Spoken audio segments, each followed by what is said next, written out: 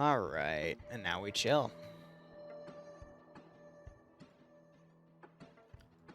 Make sure my plugin's on. Sounds deactivated. Perfect, perfect, perfect, perfect.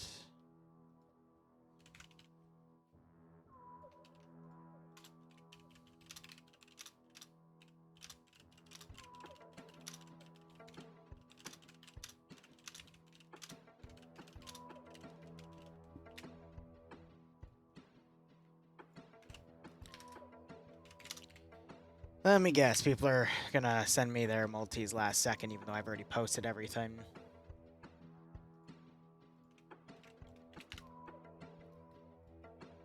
Oh, oh, thank God. All right, yep, that is Maz poking me to tell me what the mission is all about. It's Navy SEALs versus Serbians. Oh, wait, no, it's Navy SEALs training Serbians. So this is technically a training operation. Interesting. All right, well, we'll see how everything groups up, and we'll go from there. We already see Pierce. Oh, I thought he was going to take command. He did not. But we'll look at and see who are the individual commanders here and listen to them within that grouping as well. Otherwise, how's everyone doing? This is Weewoo here. We're going to be solo shoutcasting the NA branch. We've got about 85 players on at the moment. Let me see if that's going to increase. We have 94 listed on the server, so we'll probably have anywhere from 90 to 100 players on tonight, which makes it about the same size as the EU branch, which is quite nice. Otherwise, we'll be seeing 3 rounds here. I'll be solo shoutcasting, which means I'll be scrolling in, listening to them on the ground. We'll be running predictions for all of the events, and basically just see how how everyone does tonight. We've got some heavy hitters on today. I see 4IB on. We've got First Lieutenant Anderson, who's the head honcho of NA. He's the guy that handles the organization of these events. We got Tomcat from the 82nd here. Members of AA also here. Papega Pirates have sent a few members. Bayant, one of the, if not the top player in FNF, is also here. And we have a lot of different players from a few different groups. 29th RD have sent some members. Dooley's here to be paired with Bay. G-Legs, Ace Pilot's also on. Some members of Scandi Recon, members of the FNF staff and dev team. Indigo Fox, for example, is on. 1RW members are live. 29th ID have sent a large group of players, including Norris. And we still see some more 29th ID guys. Coax, Space Cowboy Carl, more 1RW members, and yeah, including Whiplash, who is joining us for the NA branch, who I believe is a staff member from SOG Prairie Fire, one of the devs. So, big mix of players tonight. Some pretty heavy hitters. And, of course, Stark, one of our best here, giving me a shout-out there in chat. We'll see how everyone does. I'm just kind of looking at both sides, seeing if there's a platoon lead that's stepped up yet. And now they're all making fun of my highlights in chat. So I'm just going to mess with them there.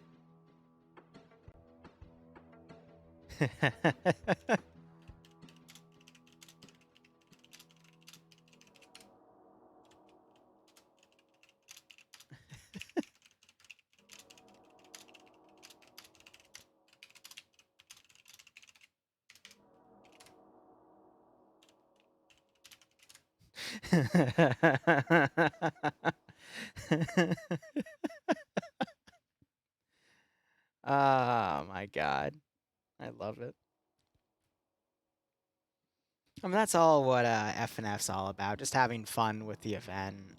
Bullshitting in the chat. Doing stuff like that.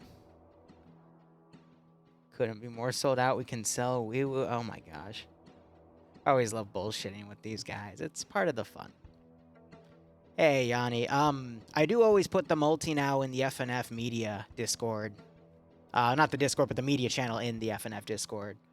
Otherwise, let's see. Patriot taking lead for Independent. No one's taken lead for Blue 4 yet. All right. We got Logan on tonight, too. Interesting. Let me go ahead and turn my fan on, because it is getting a little warm up here. Well, technically down here since I'm in the basement.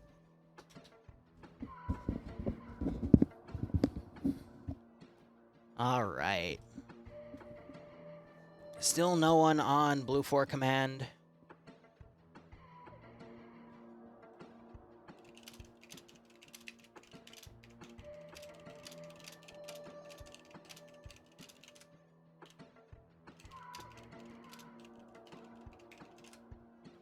And we'll go with that. Schultz gonna take command for Blue 4.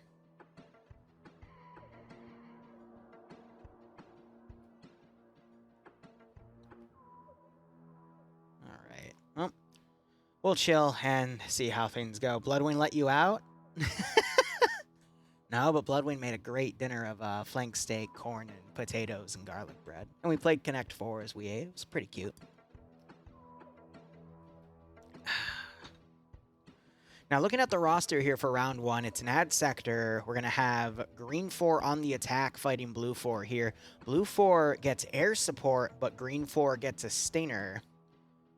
So we'll probably see Blue 4 seldom use that air support. I think we're going to probably have G-legs on that since I know he likes to fly. There we go. I guess we'll see once we're pushed into the scenario here. I don't even know what's going on at that point. Oh well. I was thinking about drinking, but I'm just gonna stay awake because of the caffeine. I don't normally mix caffeine and alcohol, and I don't want to start tonight because I have no idea what the hell is gonna happen with my body chemistry. And thank you, whichever one of my mods already put up the prediction. I appreciate it. So it's a port siege as Blue 4 U.S. Navy SEALs train Green 4 Serbian Army forces. Cool. So we'll just have to see how things go from there. There's that TFAR plugin kicking in. And we've got the map. So it's the northern port on Columbia. Blue 4 is going to be defending 3 separate sectors within the port itself. All 3 sectors are within a few hundred meters of each other, so there's no point in really sacrificing the sector since they're all so close together. Grav, once again, has their on blast core. That's pretty funny.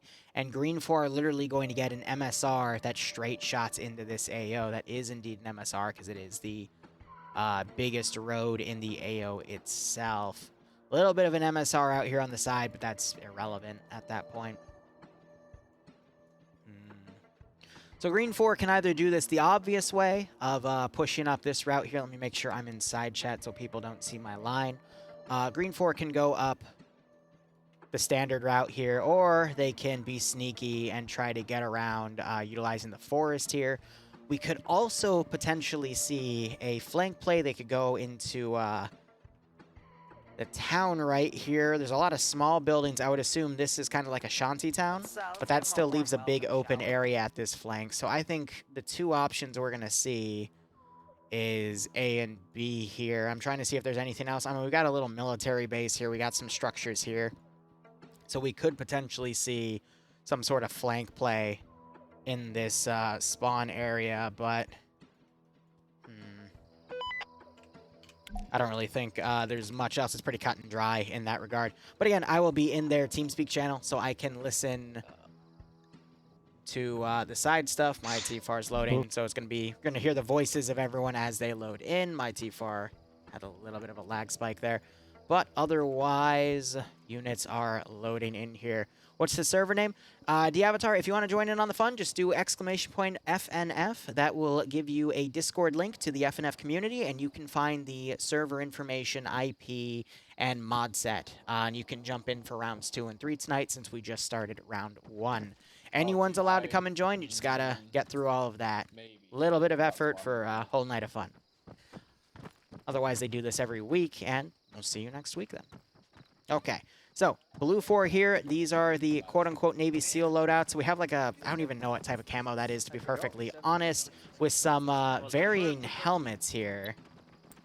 Usually they change up helmets to dignify between important roles or whatnot, like the spec op dudes, the suppress guys, for example. The sniper will have like boonie hats or something that doesn't really have any armor, and command will have just a regular hat there, which is quite funny. But otherwise, I always like to focus on the attackers first. Let's actually jump over and look at Green 4 here.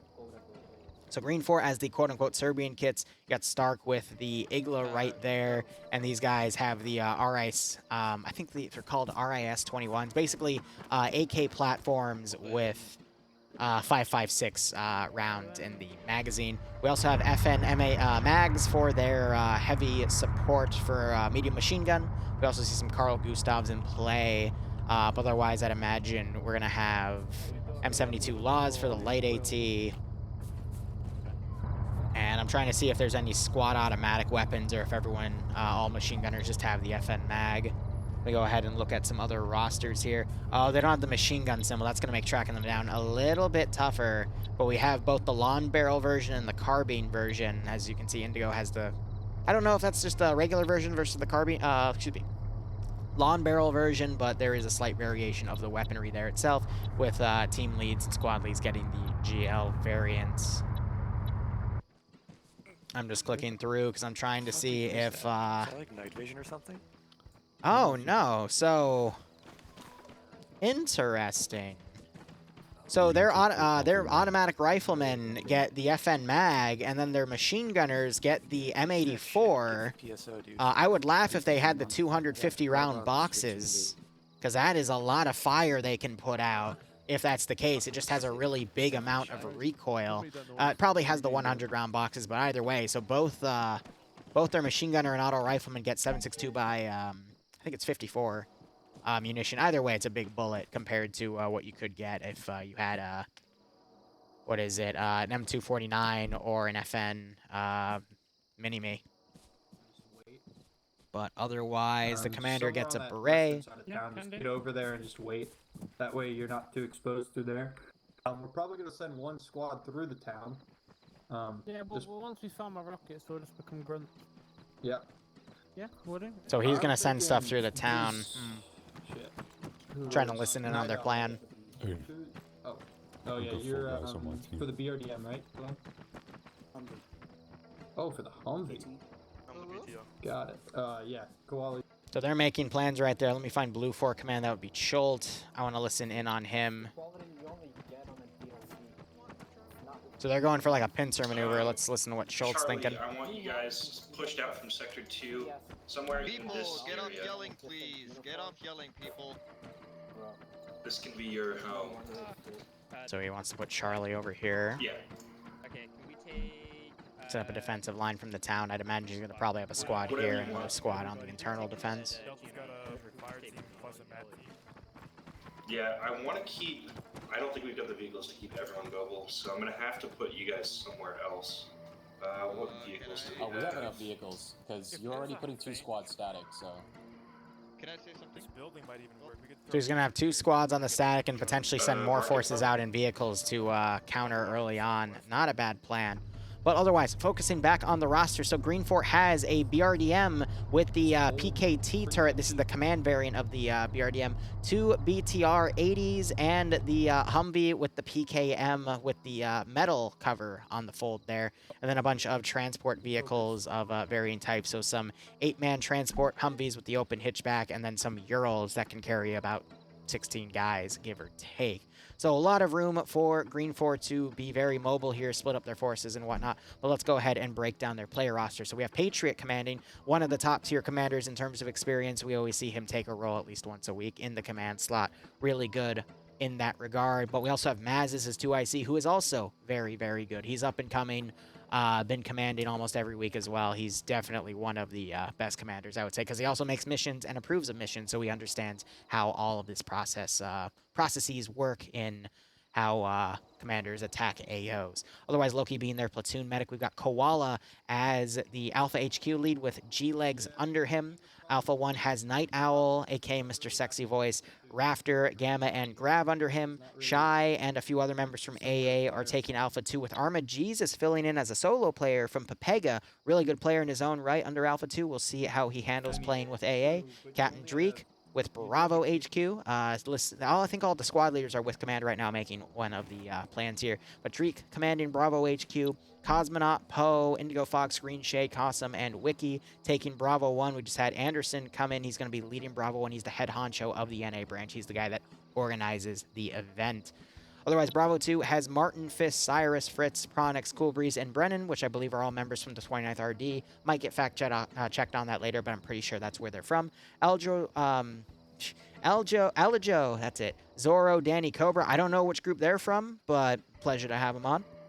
Same with Tara, Cape Jr., Venger, Radel, Otto von Bismarck. His name rings a bell. And Fenzio. I don't recognize anyone there except for Otto von So, you know, might just have some new blood within the NA branch, which is always great to see, which does make sense because normally NA's numbers have been lower than EU's numbers. So bringing some new people in, I wouldn't be surprised. Otherwise, we've got 4IB Stark and 2 other members of 4IB within Delta 1. Delta 2 has Dooley and Bayant, 2 really good players. Bayant, I would say, the best player in FNF right now, with Bald Eagle, Skipper, and Chow. And Blom and Mackenzie taking Gamma 1, probably as a dedicated vehicle crew, but it looks like they're going to field the GPT Humvee. I forget what this is called, the exact designation. I have it written on the mission command.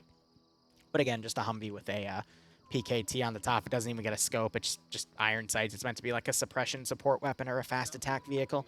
Otherwise, pretty good roster here. You got heavy hitters like Arma Jesus, Bayant, and where'd he go? Stark, who are really, really good players on their own right. They've got really good experienced players such as Anderson and Maz and Patriot in a command position. Overall, a pretty good roster. I'd assume they're going to make a really good plan. I already drew 3 lines, a suicidal one, a good one, and then one that could probably be used as a pincer or an Overwatch unit. Who knows? Anyway, let's go ahead and look at Blue 4 with 7 minutes remaining. So we got some transport MRZRs that can fit 6 people apiece. Looks like they're going to be taken there. We've got a M134 pylon on a Little Bird. I'll be curious to see who that pilot is. Now, Green 4 has a Stinger. I believe that Stinger is under Delta 1. If I were to come over here. No. All right, who has the Stinger? It's Stark, right? Yeah, so Stark under Delta 1. I was right. I just went to, I think, Charlie 2 instead. He's got the Stinger. Stark knows how to use most of these weapons, so I'd imagine they did say that they were going to be in the town area here at the Shantytown. Yeah, I was right. It was a Shantytown, just based off of the size of the structures and whatnot. So a lot of open areas for them to be at, but I'd imagine Blue 4 is going to keep that vehicle out in the water and surgically bring it in to take things out as they need it. Also, I'm looking at Wells here. He's climbed all the way up to this top position. This is a cheeky spot to be in, but you don't want to be up there immediately because that leaves you room to, leaves you to be picked off. But at least with enhanced movement, they can climb around this spot, and he can utilize it if need be. He's also an auto rifleman with the 249, so it's a bit of a...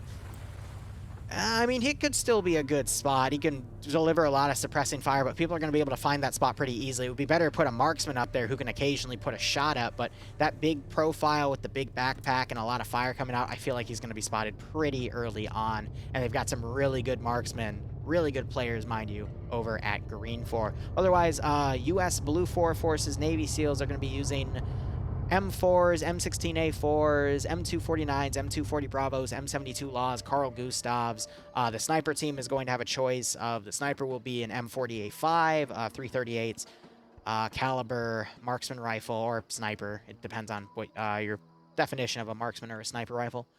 And they're going to have access to either Mark 18s or MP7 suppress. Nader's going with an MP7.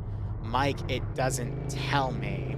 But whoever the other shooter is, he went with a Mark 18. So varying things up, I could see an MP7 being useful. It looks like they're actually setting up to potentially go into the town. The MP7's more of a close range weapon because it has those 40-round magazines. I think the Mark 18 would have been a better choice, though, because there's a lot of big open areas, and the stopping power of that 7.62 round would be a lot better in those situations. But that's just me personally. Compared to, let's say, EU3, the last round, where it was a very CQC-heavy operation within Telos and Telos military base. Things were a lot more compact. We saw both of the suppressed shooters in the Blue 4 X-Ray group go for MP7s, and they did quite well with that weapon platform. But otherwise, Blue 4 also has access to, I believe, 2 M2 statics. I don't know where they've been deployed. We'll probably find them later. I already mentioned the Little Bird, and they also have a SOCOM Humvee with an M2 on top. The SOCOM Humvee, again, it's basically got an M2 and an M240 Bravo up top, and then a secondary M240 Bravo on the rear, so it can fire from 2 guns at the same time, and if the M2 runs out of ammo, they can immediately switch to the 240 Bravo and continue to lay down ordnance. And then while these guns are reloading, they can have the rear 240 Bravo fire, or they can have 2 guns fire at a direction at the same time to keep that suppression going. Really powerful assets, but are also very easily destroyable by AT, thus defining them as a glass cannon. Otherwise, breaking down Blue 4's roster, I have already mentioned that Schult is commanding. Again, pretty good commander in his own right. He isn't one of the most active commanders, but he can still make a pretty good plan. Vagrant, who is one of the best commanders, I'd say, based solely off of experience and the fact that we see him take it time and time, week after week, is commanding X-Ray. Here he's got Swola, Cullen taking the sniper rifle, and it's actually Kevin and Naders taking the suppressed guns. Kevin with the Mark 18, Naders with the MP7. Mike, I believe, is the medic, but I can't tell which one is him in that slide. I could go to his first person and verify, but it doesn't matter. Nielsen taking Alpha HQ from 29th ID. We've got a lot of 29th ID players under Alpha 1. They're really going to capitalize on this tie ground, which... If we need, we can jump from here to the water. Wow, they have a 7.62 marksman rifle. Interesting. They got a Mark 11. But yeah, they're going to put the machine gun and the marksman up there. I agree with the marksman. Like up there with an ACOG, he can do a lot of damage from this position, but I feel like the machine gunner will give him away. And while it's safe start, they can actually jump for that from this position if they want to, and they won't take damage. But if they jump after safe start ends, they will die. This distance will kill them. Oh, right now, okay. Yeah, and they're talking about if they fall right now that they'll be fine until the round officially begins in about 2 minutes. But interesting placement here. Again, I agree with the marksman coming up here, but the machine gunner, I feel like he's just going to give it away as soon as he starts opening fire. But that's just my opinion. 2 minutes remain. Otherwise, players like... Where was he? Norris. Norris I always like watching because he is able to do a lot, especially when he's given a 249 or a 240 Bravo. We have a clip of him in a Takistan map where he literally turned the tide and got like 7 or 8 kills and turned it into his side's favor in winning that fight. So I always like to watch him. But Pinto, Herb are really good players. Sholin's also pretty good.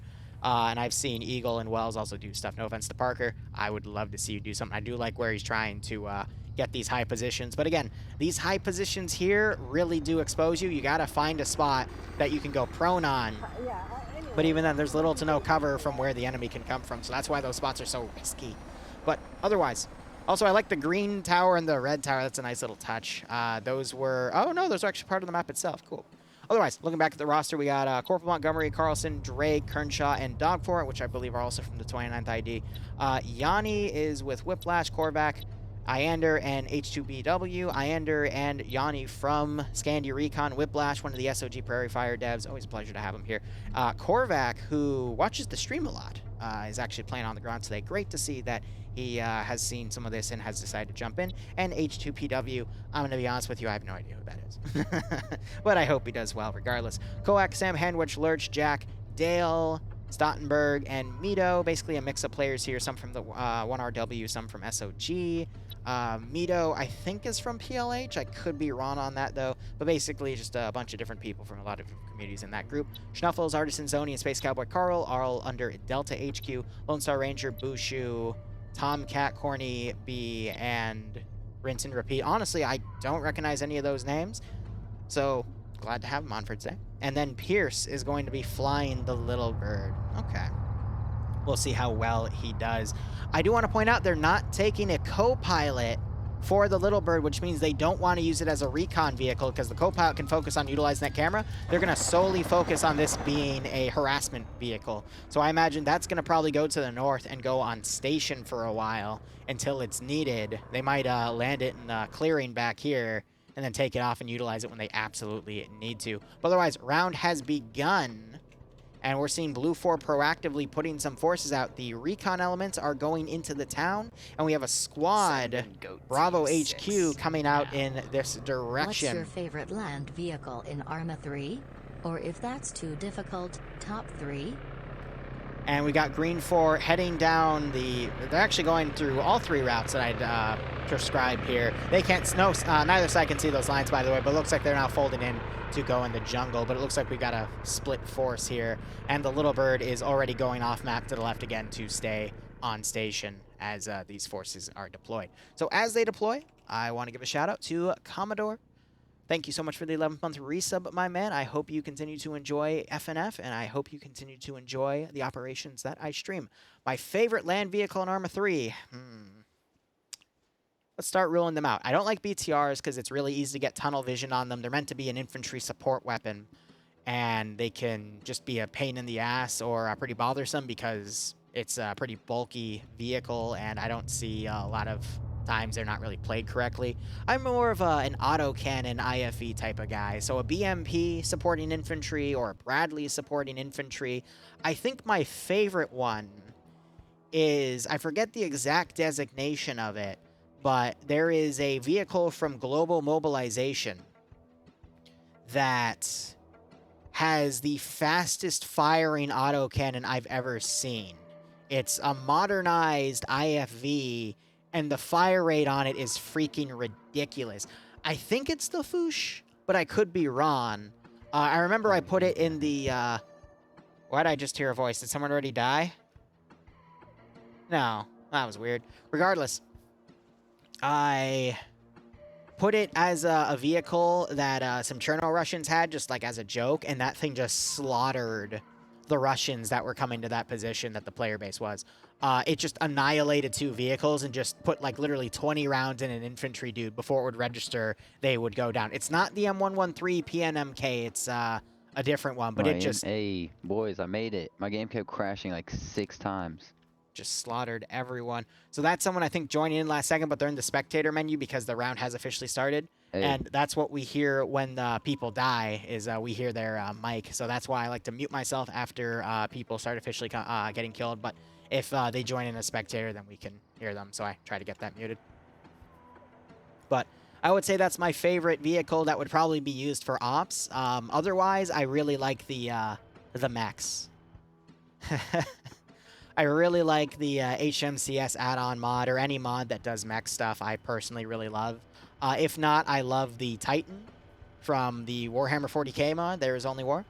And I like taking the turbo laser one and giving it the infinite ammo event handler, because that turns the turbo laser into a turbo laser machine gun. And it lags the hell out of the server, but if you give that to an AI, it will literally murder everything. Anyway, Vargrant being the first to go KIA from Blue 4 as they were trying to go around. That was the team leader for X-Ray. Mike also caught under fire here by Stark and taken out because 4IB was sent up here. I believe this is Delta for Green 4. And now Blue 4 is trying to get forces in on this position. Let's go. But this is the recon team getting engaged early on. Shepard getting under fire here from Naders. Stark trying to find an avenue to engage him through this open window. And we also have Alpha 2 over here, and they have pretty much sandwiched most of the Blue 4 recon team. Blue 4 losing their recon team early on is going to be devastating, because that might allow Green 4 to take the other sniper rifle in the game. And the final AO here is going to be a lot of long-range engaging.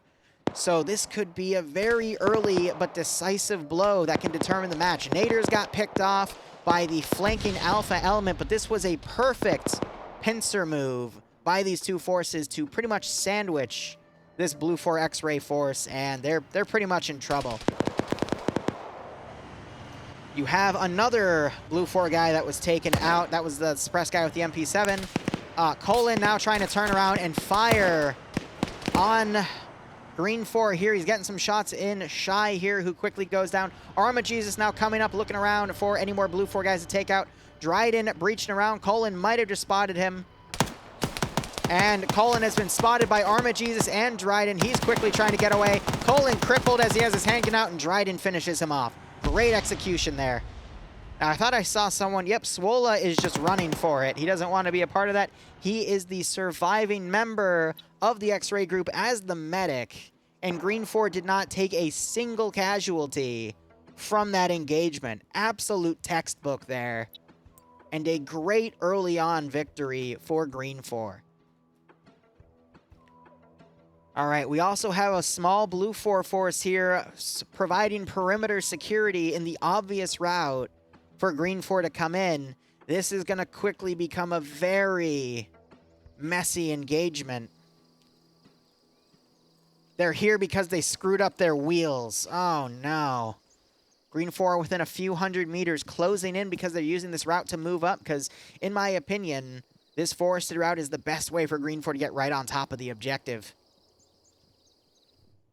But Green 4 itself has done this big pincer strategy here, and we'll see how it pays off. It looks like they have the BTRs in the middle. At least I see one BTR. I don't know where the other one is. Ah, it's overwatching that other flank. But otherwise, Sergeant Martin has spotted the Blue 4 guys here and started engaging.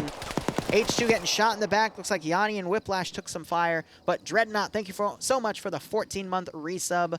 Hope you keep enjoying FNF. Hope you keep enjoying the streams. And thank you so much for your support. Appreciate it. Whiplash taking another hit there.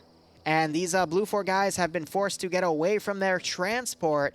And now they're going to be stuck on foot. There's 5 of them. We see Korvac popping a grenade. Iander popping a grenade. Looks like these are smokes. They're trying to conceal and move away, but we got some Green 4 guys pressing in quick. Actually, a lot of Green 4 guys pressing in. Fritz leading the charge. They're properly identifying that Blue 4 is attempting to smoke to disengage. When you see this much smoke come out, you know that they're going to try to do a maneuver. So if you rush them, you might be able to quickly get up to them and shoot them in the back as they get away, getting a few free pickoffs. Looks like Fritz here is standing firm. That's because he sees that movement over there, and he's going to continue to push him. Good call.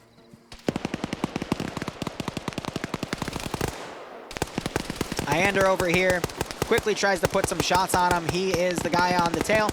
These guys are bounding away. So Yanni was covering Iander as he moved, and Yanni is moving before they can get some cover because I think they're realizing they're being pushed very, very quickly here.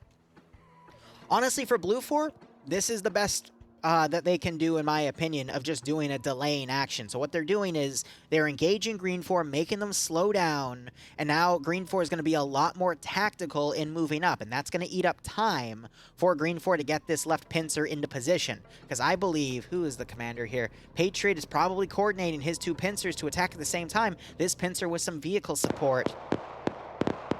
But if they can slow down one of the pincers to delay another, that could potentially mean that this pincer is going to attack without support, and then Blue 4 might be able to eliminate them before the other pincer gets into position, effectively piecemealing Green 4 and making it more advantageous for Blue 4 to win, especially considering Blue 4 has already had most of their X-Ray team wiped. Looks like Iander unfortunately went out in the open. He got shot in the head while he was running based off of where his body fell. Probably picked off from guys on the coast who had Patriot come in here. He suppressed a little further down the coast to be effective. He's now looking around trying to see if he can see anyone, but he is a little out of position. If he were to look left, he'd be able to see the smoke and potentially see these units running down the coast. Oh yeah, who is the Bravo HQ lead down here? They would have the long range radio. That's Yanni. He's trying to crawl up. He's probably going to take Iander's AT, so he doesn't leave it for Green 4 to take. That's why he has this all smoked out, so he's concealed. He's probably ordered his other guys to just keep running, and he needs to talk with Patriot there. Patriot now coming back in this AO, takes a little bit of ground fire, quickly waves off. But at least he now knows where Green 4 is, and he could come up and do some suppressing fire from over to the left. So we might swing around here on the river and come back and do some gun runs, because he needs to cover Yanni as he pulls up to the north. He does not make the turn. No, he's going to keep going. Now he's making the turn. All right.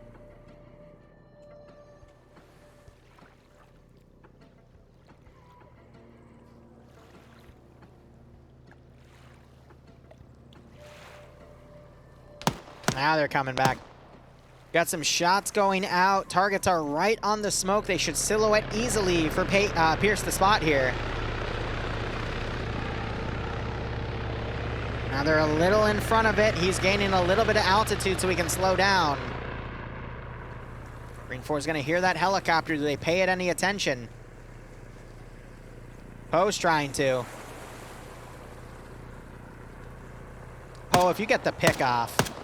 The shots are going over. And he immediately backs away. All right, you got some shots going up on Yanni here.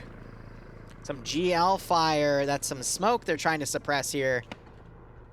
So Green 4, they're folding in a little bit more in the jungle. No, they're still on the coast, but the tree line is so thick, it's going to be hard for that aircraft to get any good pickoffs. Yanni is turning to face the enemy. And he's continuing to put shots downrange and then continue to go. GL's going up here. Hard to see where exactly they're landing because of the thicket. Blue 4 doing their best to hold that Green 4 advance to stall the entire attack. Now you've got a small airstrike here as Pierce is just putting rounds downrange to try to slow the Green 4 attack, but if Green 4 is smart, they'll know that that little bird can't really do much because the thicket is just too big for it to deal with. Or I guess too thick. Now, one little thing I want to point out is Green 4, oh my gosh, it's a strike team of Dooley, Bay, Bald Eagle, and Chow. 2 really good players in that group of 4, right behind Blue 4's line. They could essentially start sniping some of the sectors. We see one of the 2 M2s has been set up. It is on the 3rd story here to overwatch this opening. A bit of a limited angle, but, I mean, it can quickly be picked up and moved to different windows. I don't see access on that other M2 yet. We still have people on the high ground over here. They're prone, trying to hide their profile, which is very, very smart. And they're going to bipod that M249. Air support's still trying to circle around to harass. But Blue 4 is going to start combing around. They've slowed Green 4's advance down a little bit, but this force hasn't really been moving up. So it'll still be on a timetable to follow that pincer. And Maz is in the middle as the 2IC for Platoon, I guess just to monitor and start scouting out what he can see from this position. You can see that with his naked body here, looking around, trying to see where he sees some Blue 4 activity so he can mark it on the map. Good call.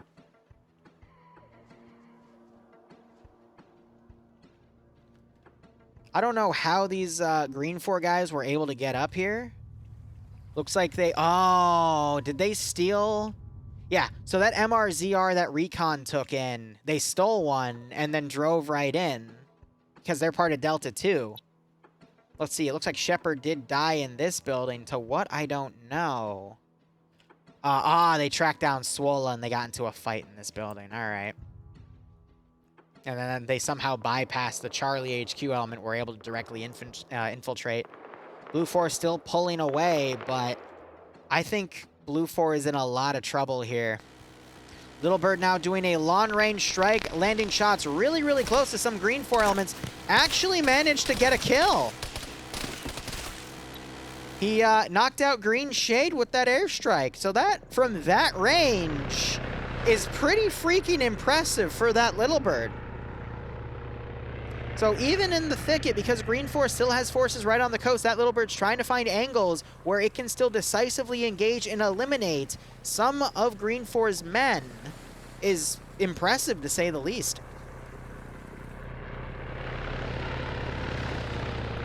So I think Green 4 is going to learn from this and push more forces more internally here. Little Bird immediately takes fire, and it's pretty close, so he's now going to wave off. That's Wiki firing at him with one of those RIS-21s just to get that Little Bird to go away.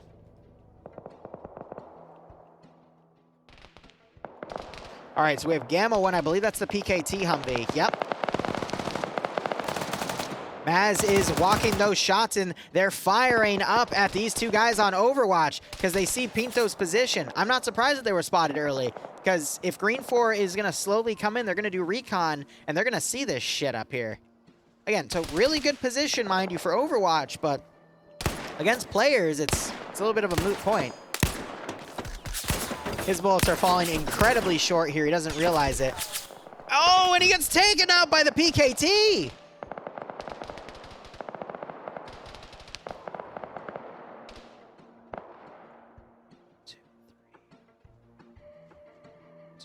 That was about a 900-meter shot. So Maz doing a great job of guiding the rounds in for that PKT, and they were actually able to score the kill. They're still shooting, though, because I don't think they believe they got it. No, they're ranging up because they're trying to hit Wells now because they saw his silhouette. Yeah, they're doing that with iron sights, mind you. But this goes to show you, if you have someone with binoculars to range your shots in, you can hit shots from a kilometer away, as long as you have good communication with whoever your spotter is. Bant and Bald Eagle have breached in here. They're now fighting in this building. They took out the 50 cal gunner.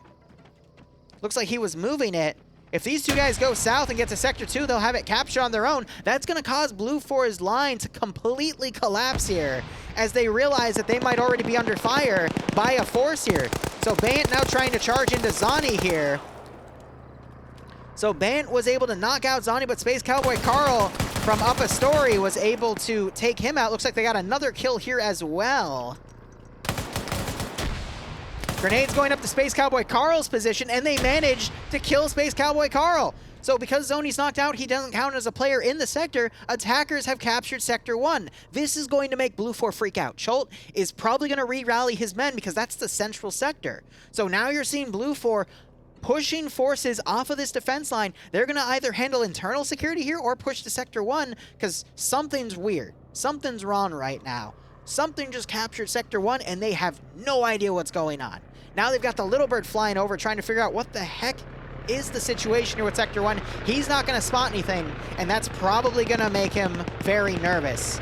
Zony just got double tapped, and there's Sector 2 being captured by Dooley and Shao. Dale and Koak now trying to run in to figure out what the heck just happened, but I think Cholt's going to be freaking out and barking orders over the radio. You got Bravo HQ, the 4 guys, coming back into the sector. AA hits Pierce. From Delta 1, he's going down. Oh, his tail hit the side of that building, and he is dead. He tried to bail out last second. But Blue 4, everything is falling apart here. Where's Stark? There he is. Yeah, plenty of range for that lock-on to happen and for him to land that kill. Only reason he was able to make that shot was Cholt probably ordered Pierce to come back to do recon on the AO, and that made him a target for the Green 4 force that was slowly pushing in. So Blue 4 pushed off of their secure line here to make a more internal defense because they just lost their 2 other sectors. They've completely unpositioned themselves in a, or repositioned themselves in a way thinking they're being pincered, but now the real main force is going to come in and pretty much get right on top of this position, fighting the meager force that was left over here to secure this element. I mean, one of those forces here, Sholin, already being harassed by the BTR, and I think Blue 4 is already screwed. This is one of the few times I've seen an FNF where I think the round is already over. Blue 4 is completely out of position. They just lost 2 sectors, and they have no idea where the enemy is actually coming from. And once Blue 4 pushes back on this defensive line for this main force to happen, realizing that this was a feint, then this force is going to come in and hit their rear, and they won't have the numbers to defend against it by then. Honestly, I think this is GG at this point. The only way Blue 4 can save it is if they have some very, very good PvP in this remaining sector. If Wells, for example, is able to get a lot of pickoffs from up here and Green 4 just doesn't locally spot him, but Maz already knows he's up there and has more than likely marked his position. He has a long-range radio that's probably been told to all the other squads by now. I don't think that's going to be it at that point. No, once a sector has been taken, it cannot be recapped, Drifter. So it looks like Dooley was taken out. We still have Bald Eagle over here. Blue 4 folding their GPV Humvee into the final AO. Blue 4 just pushing everything away, and now the main attack's beginning. But they are incredibly confused right now because of what's happened. Bald Eagle now on the roof. He can harass people on the rear. Already took some fire, but every head he has turned away, focusing on him, is one less head for the main firefight here. So you have Wells now in this position trying to spray down this large Green 4 force. And now the main fight's happening. But what a surgical strike done by Green 4 here. Stark already leading the charge here. He likes to be very aggressive, already getting to the perimeter wall. He'll be able to chuck grenades over and start knocking people out, forcing them either to be unconscious or do medical early on. Stark was able to get neither of those grenades over and ends up hurting himself. And he's being shot at by Schultz, not realizing that someone has the above ground shot to the back of the head there, and there are the double taps. Stark not checking the above angles, and he pays for it with his life. So good call on Schultz. He was trying to position the other 50 cal up here. That position is incredibly exposed. And Skipper trying to join Stark in that charge also gets taken out by Carlson. So little early victory there for Blue 4, stopping the initial forces rushing in, but just look at the sheer amount of forces they have to contend with compared to the number of Blue 4 that are actually here. You're going to start seeing Green 4 follow in where Blue 4, the remaining 4 guys were able to fold in here. And you already see one Blue 4 guy dead right here as he's trying to fold in. We're going to have a really nasty concave here of a flanking force start to breach in as a long-range force here starts to engage. Wells here could do a lot of damage to this flanking force if he spots them in time. Great shot by... Oh, no, he did not. Okay, I thought Fist just went down there. I thought I saw one of the green arrows disappear. But he's dead. Ah, he fell. Yeah. I'm not sure if he got shot and fell or if he fell outright, but, yeah. Big ouch. Norris running up. He's a medic. He's going to try to see if he can medic him up, but unfortunately, he is dead. So if I were Norris, I would at least try to take that 249, because Norris can work wonders with that gun. Looking on the back line here, we still have Chow back there. We still have Bald Eagle here. And we still have this force on reserve in the BTR. But now they're starting to come in. That's going to be 8 infantry or 7 with a full working BTR crew, a driver and a gunner. And they're now going to harass the rear of this element, which we still have a small Vanguard force here that can contend against them, plus the GPV. But if anything, that's just going to stall Blue 4 from sending in their remaining reinforcements to defend this sector and allow for Bravo to get right on top of this position, start harassing. That's going to make all of Alpha and Delta here turn north to engage the enemy with limited eyes looking here, and that'll allow for Charlie to then maneuver under the cover of their PKT Humvee and their PKT BRDM to cover them, and they'll be able to just walk right in. Skipper's still alive. He'll be able to assist in leading that group in, as well as Maz, who has the actual long-range radio to facilitate this. Schultz folded back because I think they saw the M2 up there. They're trying to destroy the static. And we just had Shao get eliminated by Stottenberg and Sam Hanwich. Explosive charges going off on the corner. It didn't look like they were too effective, though, because the blasts were absorbed by the walls, or I guess the fence, and didn't do much damage to Green 4. In fact, it just allowed Green 4 for another angle to get in. You got to be careful how you shape those charges, because if you put them in the... How do I put it? If you put them in the wrong angles, then they're just going to help your enemy without doing any damage to your enemy. So you got to be mindful about that. Explosive traps are one of the really niche things within PvP, where if they work right, they're amazing. But they're only going to work right 1 out of 10 times. Norris getting a second kill right here. I imagine he took the 249. No, he's sticking with the M2. It's not the M2, my bad. The M16. So he's firing out that body right there under the smoke grenade. Satisfied that's now dead. We just had a Moz round go out here. Was aiming for the PKT Humvee.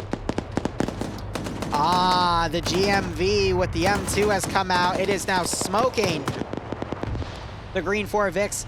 The PKT Humvee has been taken out. The BTR forced to be a little evasive here. 100 rounds of M2 versus 50 rounds of 14.5 millimeter. That M2 has all of the advantages on that BTR. So long as that gunner has ammo.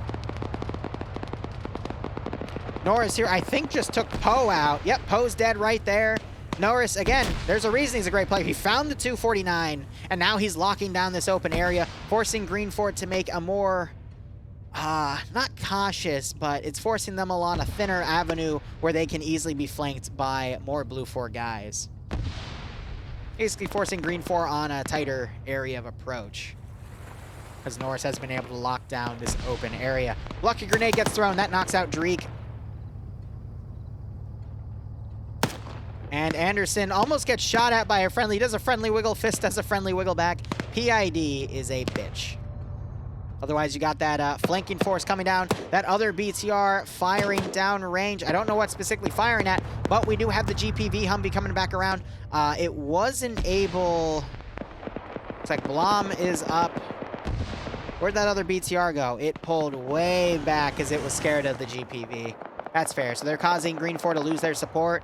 But Bravo's made an avenue in here. Charlie's going to join them. And I think Norris is dead. Yep, he got picked off by Phoenix and Martin coming up here. Fritz was also overwatching. That is unfortunate. So that's opened up this avenue for more Green 4 to move in along the side. That could also open a route for Charlie to come in and get more of a surface area to take this position. But we do have Patriot and Loki getting on the back line on this rooftop. They are harassing the remaining Blue 4. They're putting some GLs on this position on Corny as he tries to revive a fallen comrade, not realizing he is dead. And you've got Eagle up here trying to pick off Martin, but Martin is returning fire. Oh, the aim in FNF is incredibly impressive. You see people making shots with iron sights from like 800 or 900 meters away. You see people with iron sights take out people with snipers from 400, 500 meters away. That happened in the OFCRA versus FNF first round, technically round 2, because round 1 was on Thanksgiving at OFCRA. But yeah, no, a sniper got picked off by a dude from OFCRA from like 400, 500 meters away, and the dude that picked him off had an iron sight or a 1x red dot scope. It was incredible. Some of the shots these people are able to make when, you know, you're in Arma, which can be a little bit of a desyncy, laggy mess at times, especially, you know, with 100 people on the server, give or take. It's a very impressive. Or otherwise, Loki and Patriot are preventing. This is Bravo. Yeah, Bravo, who was in the tree line here, has pulled all the way back, and now they're being harassed, but this might allow Koala here. Koala runs right back. Oh my gosh. Whiplash. Beautiful takedown there. Koala got tunnel vision probably from those forces right there. And they're just stalling the remaining Green 4 force that's coming in. Also, this BTR was smoked probably by that GMV, which also got smoked. So they traded assets there. But numbers-wise, I mean, Blue 4 is just getting whittled down bit by bit. We need to see Blue 4 do some impressive CQC plays just like that. Sholin getting a pick-off on ground command there. That is Patriot taken out. But by now, I don't think Patriot needs to give any orders. His forces are just in perfect positions to move in and continue this fight. Now, Blue 4 gets a little bit of a reprieve. They've got this one building here, which is a bit of a bitch to assault. It's this big factory building. There's this big, I don't even know what this is. Some sort of industrial processor from the looks of it. Maybe something related to a paper mill or a grinder, I don't know. But it provides a good bit of cover on the doorways, but the windows can be shot out and grenades can be thrown in. So if Green 4 have explosive satchels, they can just go in and throw stuff right in. Sholin picking off Wiki with his handgun. He needs to get the double tap. There it is, as I say it.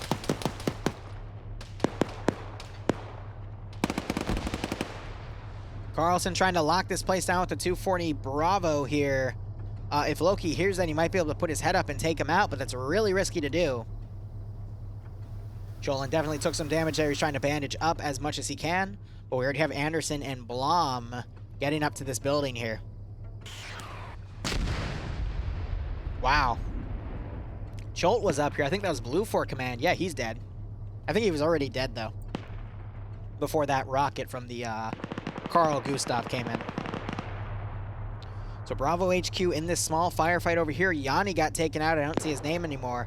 It's just H2, Sam, Dale, and Whiplash here, and they've got a few Green 4 guys on high ground here overwatching them. Tough call. Loki picks his head up, but Sholin takes it out because he knew people were already up there, and Loki was unable to get the kill on Eagle. You gotta be really cautious when you're on an open rooftop right there, because if you pick yourself up to try to take someone out, you might overexpose yourself to someone else at a different angle, and that's exactly what happened. Carlson, meanwhile, trying to do something cheeky. He's gonna try to flank around on the outer fence to potentially get behind Green 4's line. If he is able to do that, he might get a lot done. Looks like these two guys, they were in that BTR. They pulled it back, dismounted, and now they're moving on foot. Might be able to cut Carlson off as he moves in. Anderson's in the cheeky position here. I call it the cheeky position because you can get up here and then use the windows and shoot in and take people out. And I do see a dead guy over here, which to me, I think he's already gone up and taken someone out there. God forgive, jeez. Explosive just went off, and I only see Grav alive now, and he's buried under the rubble. He might be stuck under there and not able to do anything for the rest of the game. I see one more Blue 4 guy has died. Maybe it was a Carl Gustav firing to take that building out. Interesting. So Blue 4 is definitely fighting with its back to the wall, but they're doing very, very well right now. Green 4 hasn't been able to steamroll this as hard as I thought they would. Carlson now engaging. Cool Breeze literally runs into Carlson's M240 Bravo. He's like, I'm going to get behind the fence and get away from you. And he literally just ran into Carlson's line of fire. Carlson didn't even move the gun. Did you see that? Anderson now playing on the second story as Herb tries to take him out. That's distracting him from the two closed doors right here, but wow. Did Carlson just go down? Yes, he did. I think he ran into cover over here and got taken out from a crossfire, potentially from Anderson there, but my goodness. That was funny. I'm going to write that one down. Sometimes you will literally just run into a dude. It happens. I just heard a Carl Gustav shot come in. But dominance of that second story is going to really lock down Blue 4's ability to hide in this area. Ooh! Anderson wasn't looking left, and Montgomery was able to take him out. Dreek hits the deck. But 3 more defenders in this AO. I mean, numbers-wise, this is getting pretty close. I thought this would be a sure game, but if Blue 4 keeps fighting like this, and they keep getting high KDs, they might be able to outperform Green 4 here. We just saw Fritz get taken out by Lone Ranger. Fritz had a stolen Carl Gustav, put a shot there. Lone Ranger just bitch slaps him back. We just saw another Blue 4 member get taken out, but Green 4 is running low on manpower on this assault. However, the flanking force has finally broken through, and now they're going to start assaulting from a different direction, and we only have 4 Blue 4 guys remaining. Sholin folding out. Dreek gets taken out, but we have Zorro and Danny here. Sholin has a 249, though. If these guys don't check their right, they are. Sholin gets spotted, takes Zorro out with a good headshot there. I think Zorro ran out of ammo in the magazine. Danny now covering. Sholin's looking for ammo. Yeah, he switched to a rifle because he was out. He's also taking that LAT. Dreek has woken back up. That leaves Montgomery to be the sole defender here. No, Sholin's still in the AO. Oh, oh, you cheeky bastard. Misses, puts it in the building itself and wounds Montgomery. He's switching to GL. If you can't hit him with that, he's going to GL him instead. Oh, but he picks him off with the headshot. And Danny still isn't pushed in here. He's too scared because his battle buddy went down. Lone Ranger's been taken out, and now it's a 2v3 6-8. Whiplash, the surviving member over here, he needs to book it into this AO, but it is 3v9 right now. This got a lot closer than I thought it would. Sholin, I think he's going to take a moment to potentially bandage. Yep. And Montgomery's holding to the best of his ability. Grenades being thrown into the sector. Sholin still in the AO, so if Montgomery gets taken out, he can set to cover. Montgomery knocking out Otto von Bismarck. Goes for the double taps. Yeah, that's enough double tap. He should be dead. Ooh, Tarda. Sholin runs in here. Exposes window, gets a flank on Tara, takes him out. Takes out a second shooter. A lot of return fire, and he is eventually picked off. And now it's just up to Montgomery. Montgomery goes up, double taps Otto von Bismarck. Cobra coming in. Can he get the winning kill? Can Whiplash come into the AO to make it? It is 1v4 in this AO right now. Montgomery is going to do his best. Hold the corner right now. Look at all the skulls. Blue 4, just as I said, the only way Blue 4 could bounce back is if they were heavy on the CQC. And it looks like that's exactly what happened. Montgomery knocking out Cobra. Gets the double tap. It's 1v3. 1v4. Sorry, I think I said earlier it was 1v4. It was actually a 1v5 by then. Whiplash needs to be booking it in here to assist Montgomery. You still have Grav out here, though. 15 minutes remaining.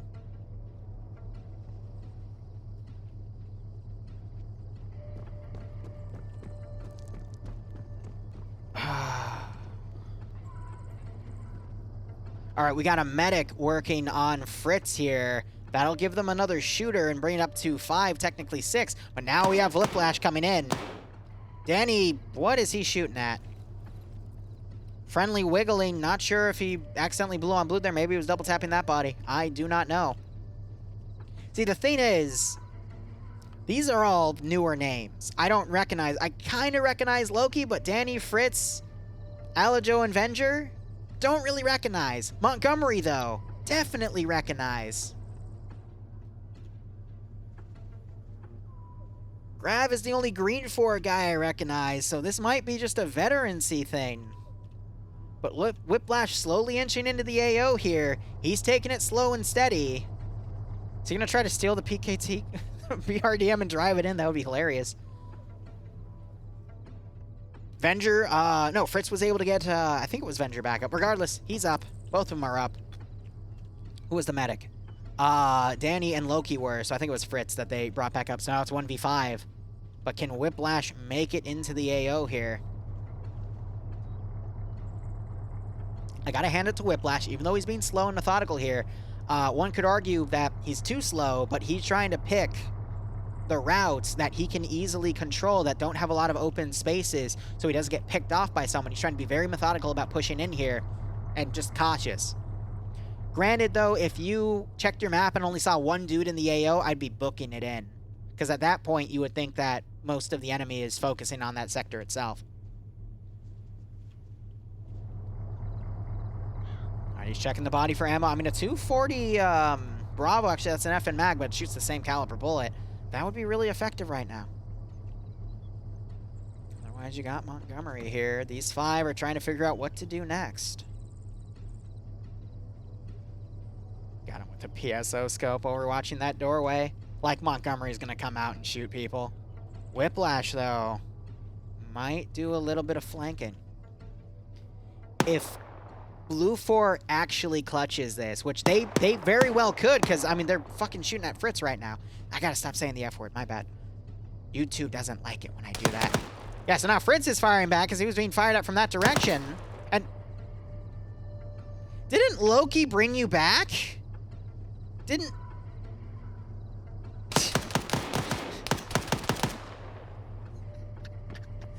I'm so sorry if you bet green 4. I'm so sorry. Loki wakes back up. Ah, yes, you brought me from the dead. Let me repay the favor.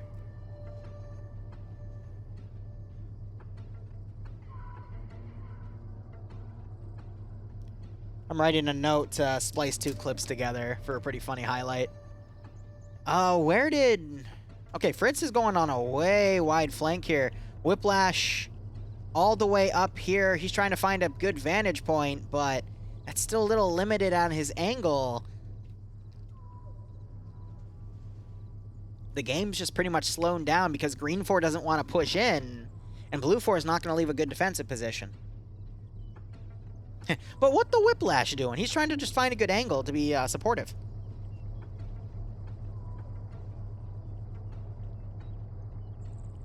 Granted, I get it, but at this angle, you just want to get into the sector to be backup for Montgomery.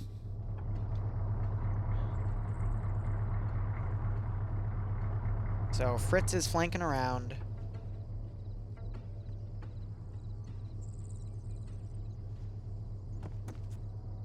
Feel like I've already heard that one.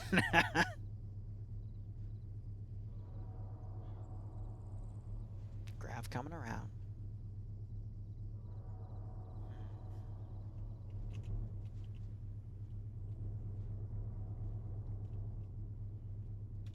If any of these guys were... So Fritz and Grav are explosive specialists. When you're on offense, I would always recommend you bring satchels, because satchels you can throw as explosives. And this building, all you need to do is shoot out one of these windows and throw a satchel in, and you will win. Because that satchel will pretty much take out anyone in this building. The only safe part would be opposite of this big machine. So if a satchel was thrown in here, you'd have to run over here to get away from it. But that's why you time 2 explosive specialists to throw 2 satchels, and it's GG.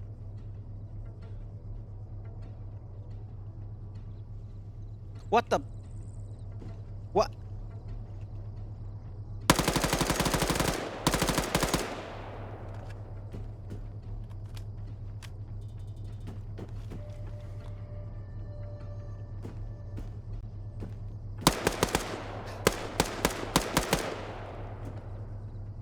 What? What? What?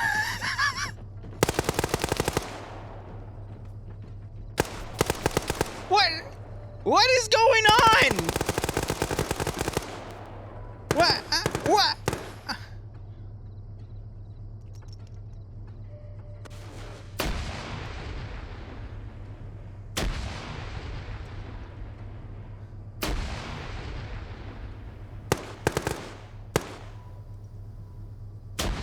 What the actual fuck did I just witness?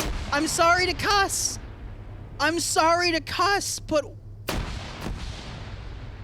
I've seen people run up to each other. But see, there's the satchel. Yeah. Oh gosh, that might actually kill Grav, but literally knock the M2 off.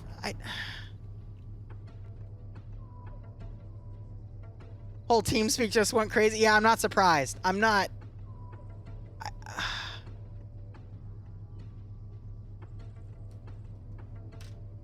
Hold on. Hold on. Look at this. Yes, Marty! Yes! All right, hey guys, this is Liru here. Can someone explain to me what just happened between Whiplash and Fritz? Please. Compromising it. Yes, Marty! Oh my god. Both of these guys. Okay, guys, chill for a second. Imagine going through the door that already has like 2 or 3 bodies on it. Okay. I don't think they know that there's another. Okay, why is Green 4 putting one dude in at a time? Why did Whiplash get that kill on Fritz? It's now 2v3 with 7 minutes left on the clock. Quite possibly bamboozled. Yep, red versus blue quotes. Let's go.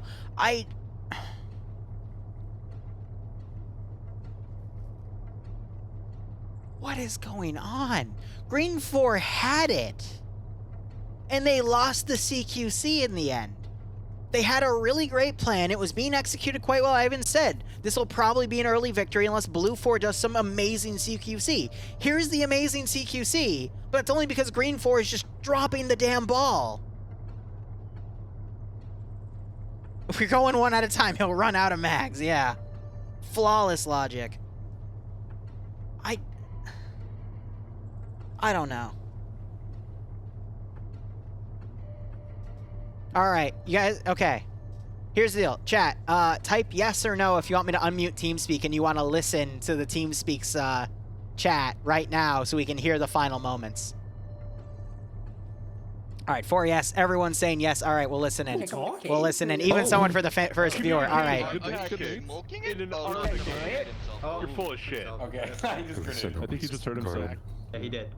So, Throw a Hey, smoke. those walls are fucking dangerous, man. Oh no, Whiplash is gonna Whiplash is gonna clutch this. How much time are there left? 5 minutes. 5 minutes But and it goes 45 into seconds. overtime. It goes into overtime, I think. Yeah, it'll go. This'll go into freaking overtime? I think we can all agree Liru just got a fucking another jackpot content. Oh yeah. No, I got a freaking aneurysm. Not just you. I have it too. Everybody, on- everybody, everyone got that. special today. Practically hear that ad revenue. Grabbing which. No, he Go Montgomery. Oh, I Liru's can't even actually in see here. him. Oh shit. You heard me No, say that. why is he moving? He could have stayed there. Because he's smart. I just want to see independent clutch. Well, I think Casey, thanks for the 5 gift subs. If you got a sub from Casey, make sure you thank him. Plug Twitch Prime. I hope you keep enjoying the operations, all of you. And I hope you get a nice kick out of this scenario.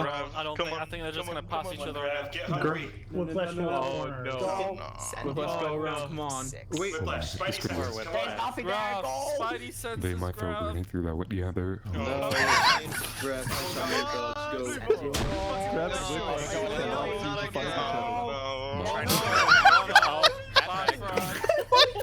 What is this? Just maneuver themselves into the same fucking standoff. These guys are actually AI. These guys are AI. Greg. Greg, what's up? No, that's not a nice comment. Very samey. Oh, is that not nice? No, that's not Back to nice. fucking square one. Grav's gonna get nuked. They're They're doing better than I am. They're doing better than I would do. I did not go in No, one at a time. I'm only just saying the AI joke from. What is this? Wait, question. Isn't overtime conditioned if they're in the sector with one person in it? Yes. Alright, just making sure. Whiplash I think Graf knows that at the very least he should get in the sector. But why don't they win if they just have more sectors? Like it's. Will Greg? They need to come That's how it works. It's an attack defense. After teasing each other for If the 10 defense minutes. is Really involved, unfortunate. yeah. Danny's Defeat snatch from the jaws of victory. Oh! Can't believe I missed that. They were doing all the trigonometry. Proud. How did that develop? Wow. It went pretty sure you saved like 16 thoughts on Kermit's life. 3v2. Damn. We gave Liru probably a heart attack. Oh, that's mad.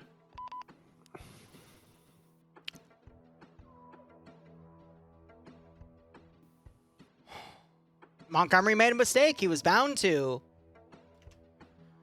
Oh my gosh. I don't know what's worse. I'm gonna be honest with you, chat. I don't know what was worse. Jack from 3 weeks ago literally failing the clutch. Or what Fritz just did.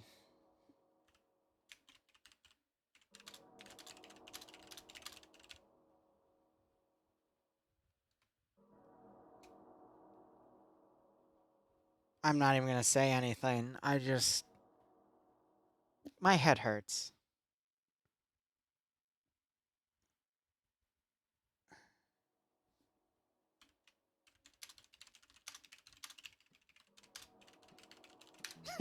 That's what I'm gonna say. Oh my god. All right, let's get set up with our intermission here. I hope you're all enjoying yourselves here. Welcome to the reason I do Friday Night Fights, because some of the stuff I witness, I swear I could tell people that play Arma 3 and they will not believe me. Ah. Oh.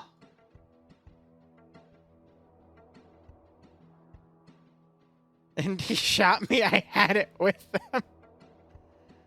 Oh. Fritz was a little confused, but he got the spirit. Exactly. Oh. Man.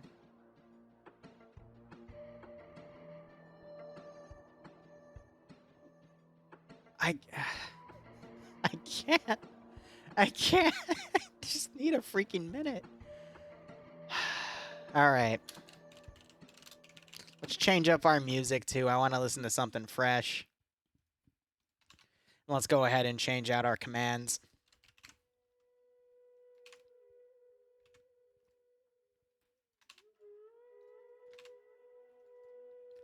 All right, NA round 2. Let's go ahead and go to the map. Map is going to be Fapovo.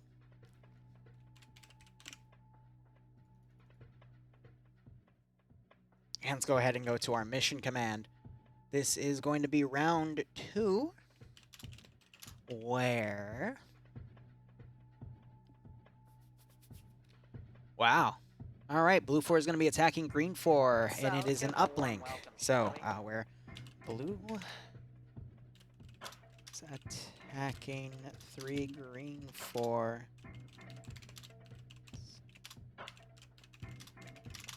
Blue 4 has a 12.5% numbers advantage. That's a lot.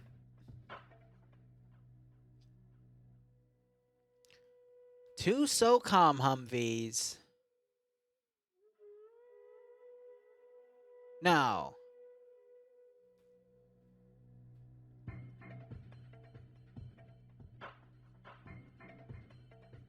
Okay, that's a lot. All right.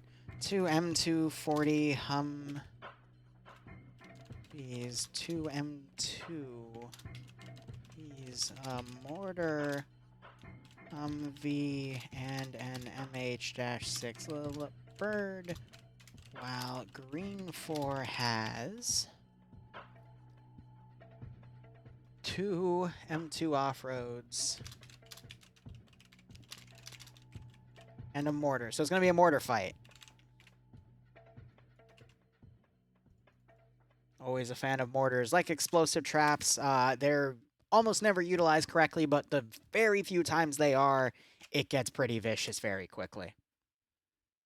I know you had to watch 5 ads. I'm sorry. That's what we do on our intermission while we wait for things to go through. So I do apologize, guys, but I need the 32 cents I'm going to make off of every time I make you watch those so I can use it to buy Christmas gifts for Bloodwing.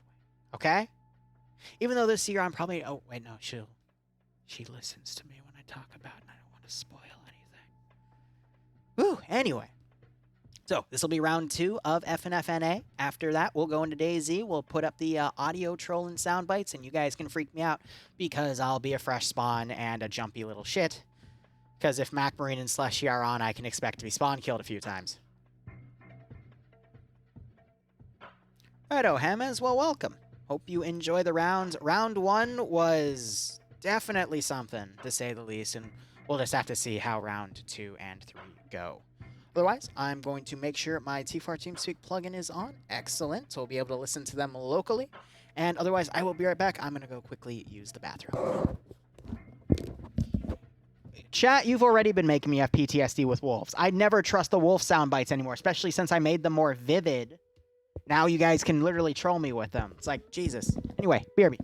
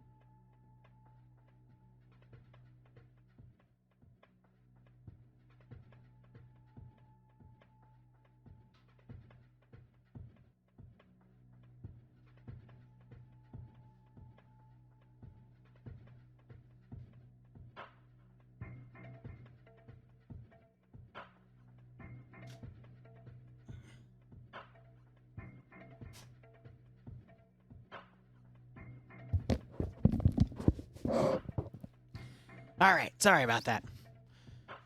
So, otherwise, I'll let chat decide for that stream where we go, what we do. If you want me to go to Vorkuta, if you want me to go to Wolf Territory or Bear Territory. My goal for that stream is to re-gear, move some safes that I have, find a map and compass up to the north so I can navigate, and get that stuff moved. And while I'm moving it, you can mess with me.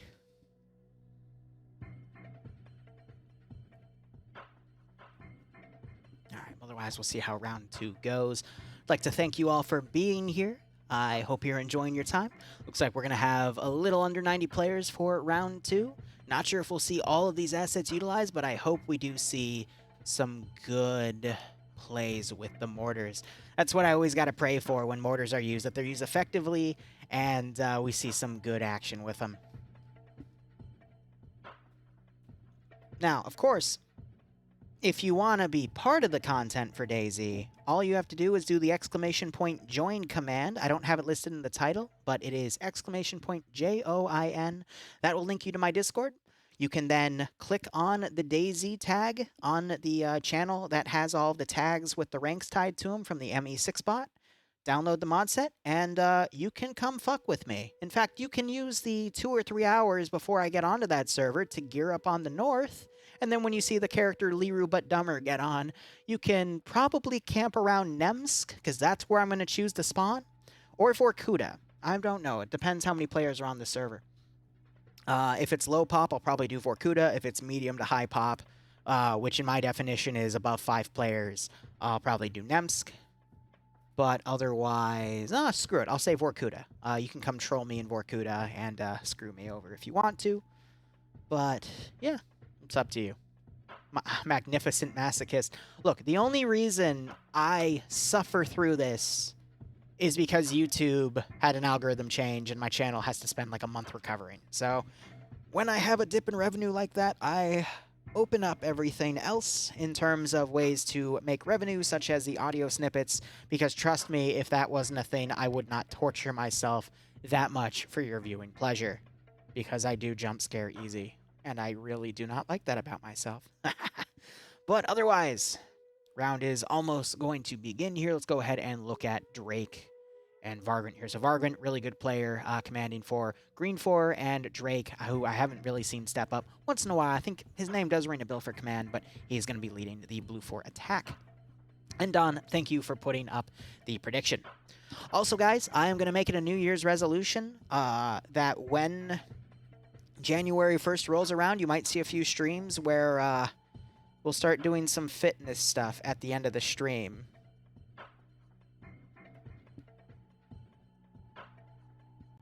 Oh my gosh. Hammers, it's a slippery slope. Normally I ask people not to stream snipe me and that DayZ stuff, but tonight, fuck it. All I ask is if you find one of my cache locations based off of my stream that you don't screw with it, because that's my stuff. Please don't touch my stuff.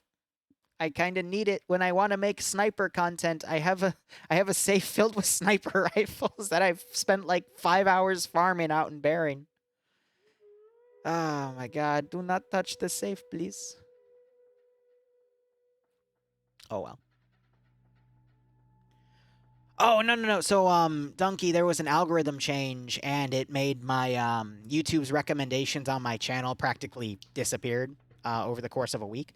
So, how that generally happens is I just have to spend, like, a month just dedicated uploading to get back in the algorithm's good grace, and that'll bring my channel back up to something a little more manageable by, I want to say, January. It's just annoying, because if I had all my eggs in one basket, like, if I also streamed on YouTube, I would have... a lot of my revenue would have been slashed, but this is why I diversify what I do in terms of Twitch, YouTube, Patreon, pay for pains, working for other communities, commission-based work essentially, and allowing you guys to jump scare me on horror games or while I play DayZ. I have a lot of different ways that I do revenue because I don't want to do any like paid sponsorship bullshit, at least not yet, not for a while anyway. Just so I can continue to pay my mortgage, feed myself, and have a little budget for emergency funds if, you know, something breaks in the house or my computer decides to shit itself, because GPUs are expensive right now.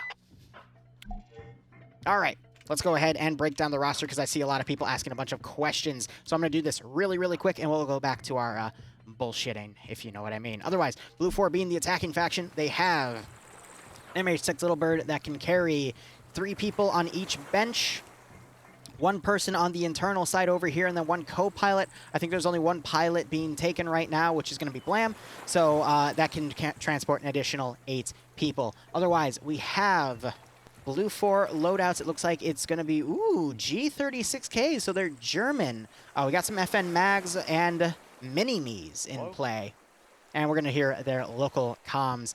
Otherwise, we also have the operator loadouts here, the suppressed guys. They have, that's pretty funny. They got the head wraps there with the headsets, and they also have, let's see, they're going to be taking an MP7, and what's the other gun? A Mark 18. All right, who is the sniper? I actually don't see a sniper. Interesting.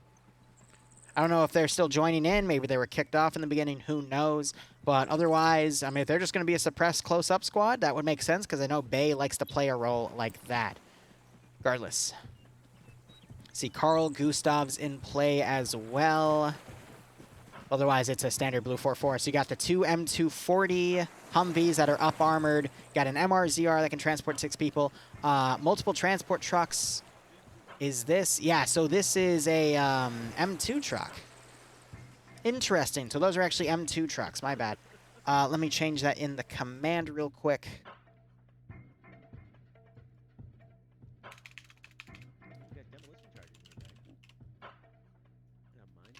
And where is that mortar Humvee? I'll take the entrenching tool. Let's tap back in. Where is the Blue 4 mortar vehicle? Ah, it's in the back. So it's an open top with an M252, I believe is the designation of that mortar. That can be used freely. So basically a mortar on wheels, essentially. But otherwise, let's break down the roster. We have T4 Drake commanding. I've seldom seen him command. I'd love to see what he does with it. A new commander always means something crazy could happen or something, well, no, crazy in either spectrum. Either it's going to go really, really poorly or it's going to go really, really well. That's how things go.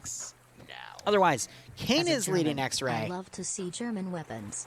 Almost 4 a.m. Yeah, it is a little here, late for EU, but Technology Monkey, thanks so much for the 3-month resub. I hope you keep enjoying the operations. I hope you get a nice kick out of this Friday night fight stream. Thank you so much for your support.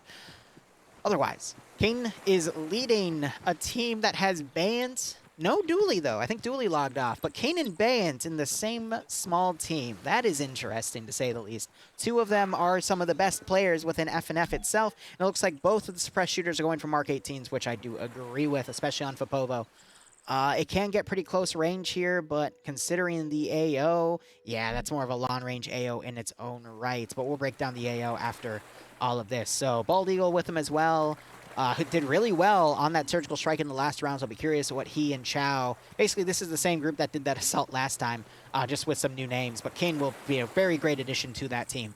Nielsen leading Alpha HQ. He's got 29th ID members, and is it 29th ID or it might be... No. I'm forgetting the groups. One is something MSRB and the other one's 29th ID. But regardless, all the Milsim players are in here. We got big names like Norris. We got Schulten here, who was the commander of the last round, who almost had it clutch for his team. Dog 4, Kernshaw, Montgomery, Pinto, Herb. All of them that we recognize. Drake leading Bravo. He's got, these are the 29th ID players because Anderson's a part of that group. He's got Maz with him, Martin, which means they're the second MSRB. I'm sorry I'm blanking out on the names, guys. Others got Cyrus Poe, Fist, Fritz, and Pronix over on Bravo 2. Fritz with the 240 Bravo this time. Let's see if he can redeem himself. I'd love to see that happen. Mito leading Charlie HQ. He's got Jack, Sam Hanwich, and Lurch together. Jack, I mean, he also made a silly play weeks ago, but he's redeemed himself since. So, you know, it's all about, they're actually all on a Millisim line right now, which is, I've always liked to point a finger at and laugh. But regardless, Yanni Finn here, Korvac, Whiplash, Iander, and Cossum all together. Cosmonaut, Cool Breeze, Naders together, and then Blam is rocking, what is that?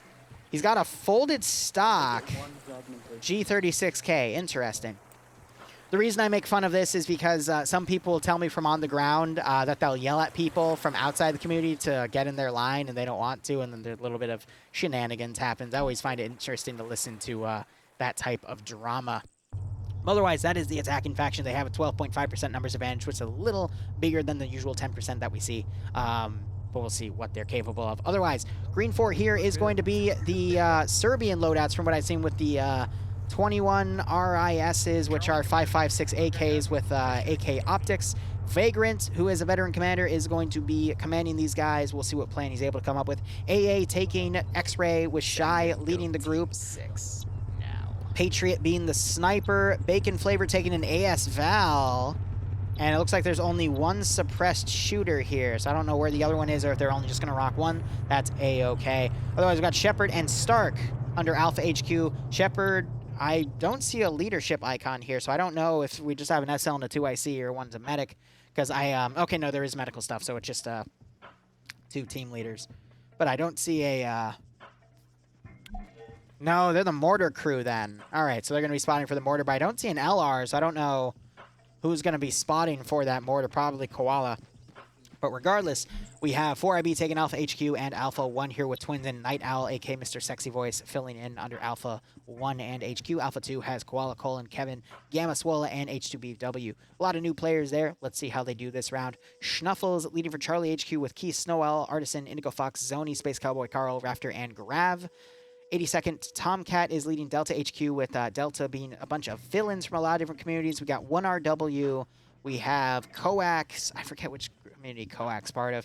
Lone Star Ranger, Corny B, Bushu, and Wise, however we say it. But overall, pretty good roster. Most noteworthy players here. We've got 4IB Stark under Green 4 here. Vagrant's a pretty good commander. Otherwise, not a lot of names I'm seeing. Compared to the top roster, we got Bay and Kane, but they're on the X-Ray group. And Iander does have AT. And I would assume that that's going to be... Yep, it's a Carl Gustav, so he'll probably try to nail some pretty incredible spots here. Otherwise, looking at the AO, we got this quote-unquote abandoned cache here. What's at the abandoned cache? Well, there's weaponry there. I don't know what type of weaponry, but I guess we'll see it get pulled out later. That is... Both sides could rush to it, so maybe it'll just be a mortar target. Maybe Green 4 will just bombard the hell out of it. Who knows? But this AO, I'm going to be honest, this is my least favorite part about Fopovo. Just because every time I've done an AO here, even with a small amount of players, the sheer amount of rocks utilized always causes frame issues. So I'm a little worried about seeing frame issues here. Nonetheless, it's a really cool area, mind you, but just all the polygon counts of these rocks just murders people's computers, so I'm worried that we're going to see a little bit of lag on this round. But regardless, it is a 3-terminal area, so all the terminals are fully marked. It doesn't say any terminals are in order, so any terminal can be taken at any time. But it looks like Green 4 is going to do an all eggs in one basket strategy, holding Terminal 1 and relying on some other forces to potentially either go out and counterattack, or they're going to hold a separate terminal, or they'll just lay in reserve until they find out where Blue 4 is attacking from and go from there. Now, in terms of the AO, I am so sorry about that. Wrong button. The M and the Yankee are right next to each other. Hopefully I didn't blind you there temporarily. If I did, I deeply apologize. Regardless, very limited attack AO for Blue 4 to come in on, but still pretty significant. I mean, Green 4 could technically rush down here and cover this section. Because let's see, where's the border? The border's right here, halfway up this little hill. So if Green 4 wanted to, they could be super proactive and form a border right here. And also hold that cache and use the mortars to sick those infantry and prevent them from moving in. Because I don't really see a land bridge. The water here is all way too deep for any vehicles to do any proper crossing. And I don't think Green 4 has any, Blue 4 have any amphibious vehicles here. Yeah, Humvees and the transport trucks, the MRZR. The only thing that could really get forces around is the MH6, which might deploy the recon team.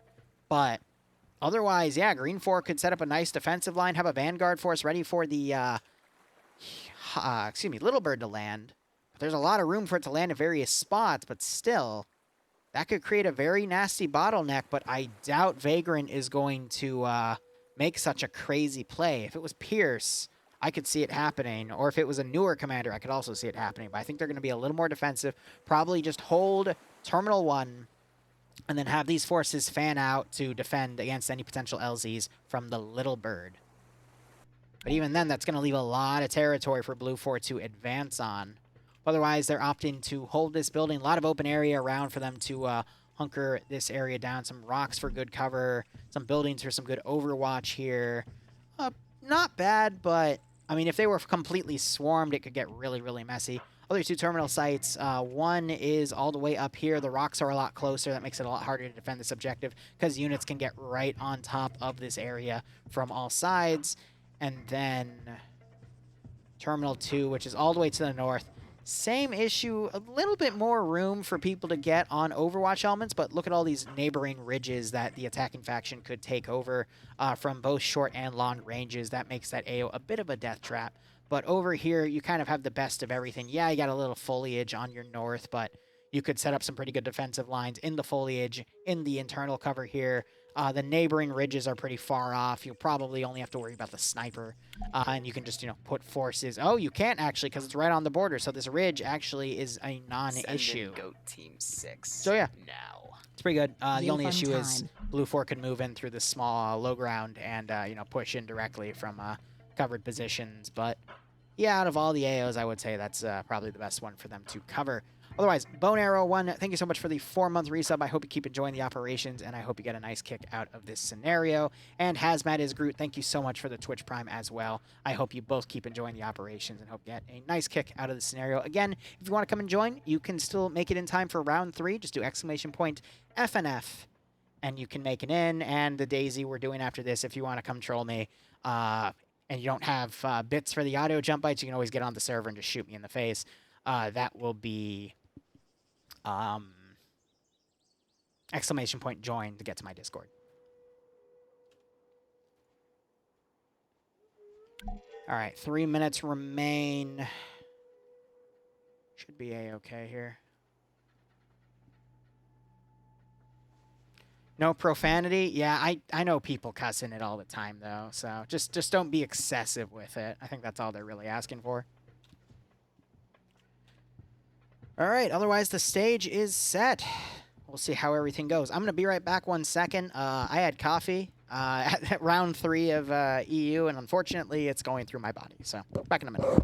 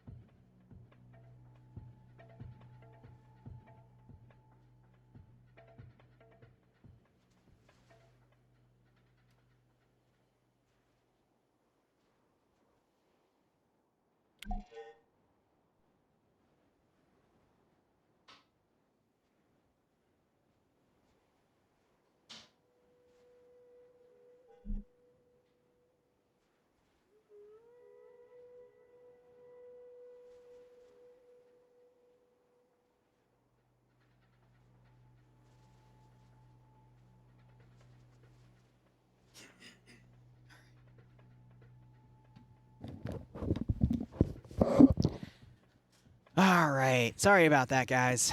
But otherwise, with less than 30 seconds remaining, Blue 4, I think their only real hurdle is this choke point. I doubt they're going to have any issues with it because they can immediately get a Little Bird and Scout for any Green 4 units coming in.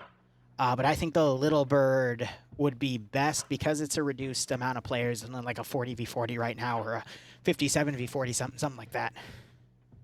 Math. No, it's a little less than that. But regardless, use the Little Bird to scout the route.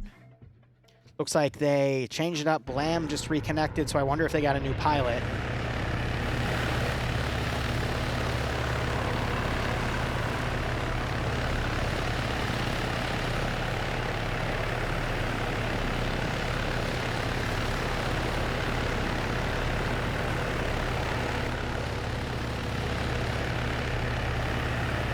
Yeah, the round started, so he's not going to be able to make it back in time. So the pilot wasn't able to get back in, so they're not going to be able to use the Little Bird. That's unfortunate. Okay, so instead they're having Lurch take it. I just went in there to shut the engine off, so that's really unfortunate. Otherwise, Blue 4 splitting off into 2 separate routes here to diversify their assets. I don't really think they need to do that because Green 4 doesn't have any way to rush an off-road down. If anything, just have it be a massive convoy. No, okay, I kind of get it. Like the off-road, it goes down like one route, for example. They can have a flanking force then come in and hit it. I don't know if they're allowing for one of the ground guys to fly because the pilot wasn't able to make it in the 15 minutes because he crashed. But regardless, we see that Green 4 has just kind of diversified everything, planning for that Little Bird to be used. But otherwise, they're going to be playing it incredibly defensively around Terminal 1. But that also means they're going to using the mortar at a very short range. Poor Blam. Oh, well.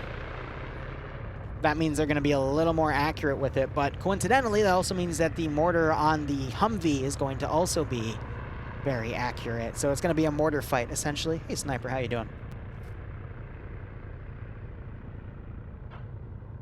Righto, bow arrow. Hope works okay.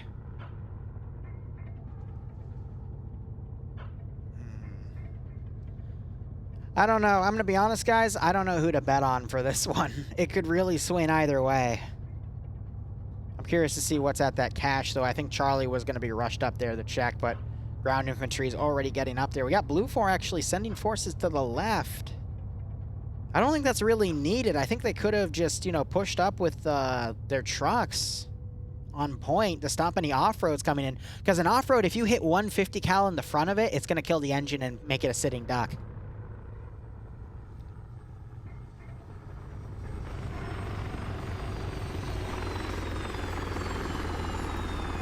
So funny enough, this is actually a ladder you can use to climb up, or you can just use enhanced movement to climb up and walk up yourself. So the cache itself is in there. They're looking for it right now. They definitely want whatever's in it. But I like the missions that have this stuff, like in the halfway point where, you know, one team wants to go out and get it, they can. Or we saw in a round of the Prairie Fire FNF PvP, in order to use a tank and at least have it be mobile, they could go get a fuel truck from a wrecked convoy and bring it back, and they did do that. It was fun. Works fun. Retail folding clothes for customers. Yeah, no, I know what you mean, Bo. Bloodwayne worked a year in retail. Ooh, she does not miss it one bit. For me, what was the humbling job for me was a year in a VPN company, customer service. Tech support customer service is a mess. Stone! For those of you that don't know Stone, Stone is the reason I'm able to do this full time. Without him, I would not have been able to pay for my college and pretty much do this full time. And he's the reason that I was able to keep all of this going. Holy crap, and Dunkel too. I appreciate it, man. Yeah, the YouTube algorithm's been kicking my ass, but that is greatly, greatly appreciated. The Liru's Mortgage Fund especially, but seriously, it means a lot, you two. Thank you so much. I hope you're having a wonderful day or night, Stone. I hope the season's going well for you, and I hope you both keep enjoying the operations. Compensation. Seriously, I seriously mean it. And I hope you continue to enjoy the content. If either of you have any suggestions, comments, whatever, feel free to DM me. I will listen. I always love listening to you guys, regardless if you give me money or not, because at the end of the day, I just do this all for you now. Because I've achieved everything I've wanted to on this YouTube thing. I got a freaking silver play button. I've got official recognition from the company. I can DM Nillers, who's the community manager for Bohemia, and ask for stuff, you know, if we want to arrange ops or whatnot.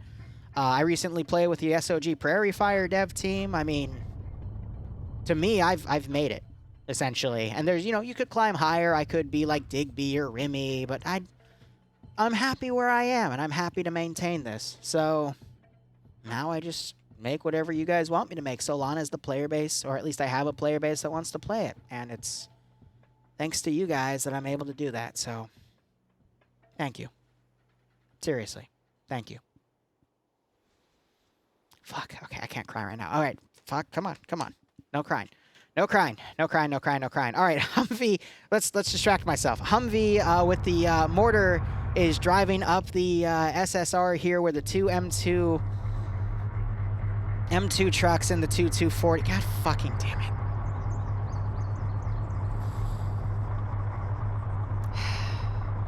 It means a lot, guys. Seriously, it means so much to me that you're all so supportive. And I hope you all just continue to enjoy everything. God damn it. Come on.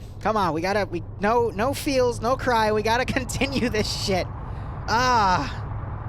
Damn. Okay, come on. So the two M240 Bravos Humvees are moving with the two M2 trucks, and we got the mortar Humvee joining them. I think they're planning for some sort of vehicle rush here, but we do have Patriot over here on a hill. He is spotting this attack coming, so we might see Green 4 reposition here. Big turtles, don't cry. Fuck, don't calling me a turtle either. Brower's been rubbing off on some of you. When you're a turtle, you can't use your shell to wipe the tears. I have to use this freaking... use this, tank top here. This is... I'll tell the story on Daisy on why I have this thing, because it's kind of funny, but... it's not a tank top. it's the sweatshirt? No, it's where it doesn't have any sleeves, like your shoulders are exposed. I completely forgot. I think it's called a wife beater. I don't know.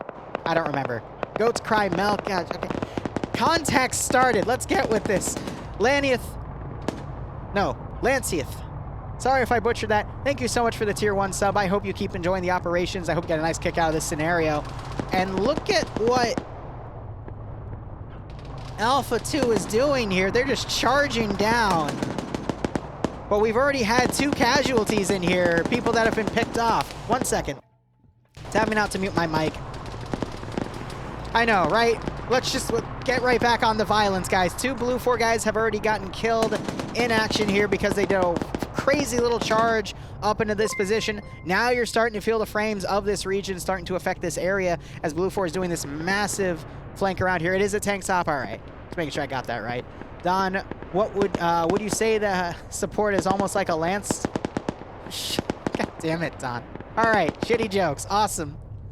Patriot has, I think, pulled back over here. He's on a quad bike driving down. Yeah, he's the sniper, so he's going to try to get behind Blue 4's line here and pick him apart from the rear. Not a bad call. AT going in, destroying the transport truck, knocking out even more Blue 4 personnel. Drake, I don't think, had the best plan of action here. A lot of his forces are completely out of position. He's got another force on the southern side crossing on foot, but there's a pretty heavy defensive line over here. Right now, his main force is just being engaged from other stuff, and the MH6 Little Bird is just on station back here doing what? I have no idea. You got people playing peekaboo back here or some shit. Regardless, these guys are all being harassed by X-Ray of Green 4, but normally X-Ray doesn't have AT, so I don't know how they were able to accomplish that. Maybe they emptied the M2 in it. Oh, I didn't notice. The M2 off-roads have the little scope on them, and they lost this one up here. That just took fire, blew up. Knocked out Shy. He's going to crawl away. And Patriot got spotted. He's now being fired up by Alpha 1. He's stuck behind the quad bike, but that quad bike doesn't really soak damage too well. With a few well-placed shots in the front of it, it will blow up. And you just saw its damage texture change to a bullet-riddled one. We'll see if the firing continues. This is round 2. I know it was an awful pun, Don, but thanks. It helped me stop crying, so I appreciate it. There goes Patriot. And he's able to get away. Now you got Blue 4 doing some blue on blue here. I mean, they're firing at their own mortar Humvee. I think they shot one of their own dudes, too. Blue 4's comms are a massive freaking mess right now, and you're having Blue 4 X-Ray getting engaged by Green 4 Delta 1 all the way over there, but can Blue 4 rally? Be going with the socks? Fun fact, I'm actually not wearing any socks right now. Don't worry about it. But my feetsies are indeed cold. Dog 4 going prone right now. Probably confused as hell as he's being shot at. Now they see the friendly Humvee up here, and they're probably ceasing fire. GL going on Dog 4. What is going on?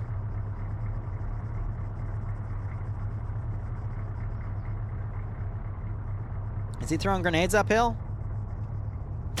Yes, he is. So I think they got really confused based off of where Green 4 was. I just saw something come down here. So X-Ray is just playing a really great game of misinformation on Blue 4, and Blue 4 is just eating it up, unfortunately. So we have about a squad's worth wiped here. I guess technically a fire team. The only person that's died is G-Legs. And you're still having people shoot back here. Probably at Patriot's position, actually. I think they're firing high. Spotting that quad bike. You got to remember, Arma 3 grass stops rendering 100 meters out, so we don't see the grass on those hills. Here's a really good example. At that point, that's where the grass stops rendering. So if someone's on top of a hill and you think you have like a thick layer of grass to cover you, it's not actually covering you. I do have pants on. So the reason I'm not streaming in my green robe right now is because I got some coffee mixture on it, so it's in the wash right now. Ooh, that was a mortar shell! That's 1 KIA, 1 knockout. Green 4 have zeroed in the mortar. Because it's Stark. Repeat fire mission. Just repeat the fire mission. Blanket that.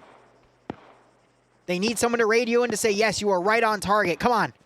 Just empty a salvo there, please. That has been one of the most effective mortar strikes I've ever seen. Blue 4 doesn't have anywhere to go. Repeat that fire mission, Stark. I hear loading sounds. Oh, again. Again. See that line? See the line? Ooh. Here it comes.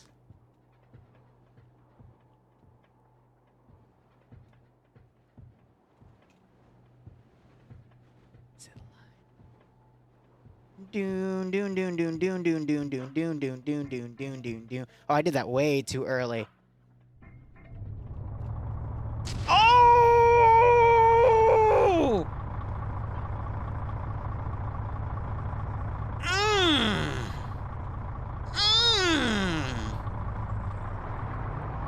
Do it again. Please do that again.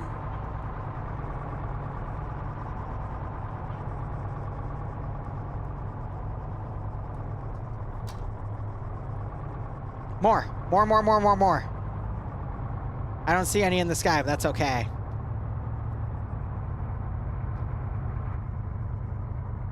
Oh, baby. I love it.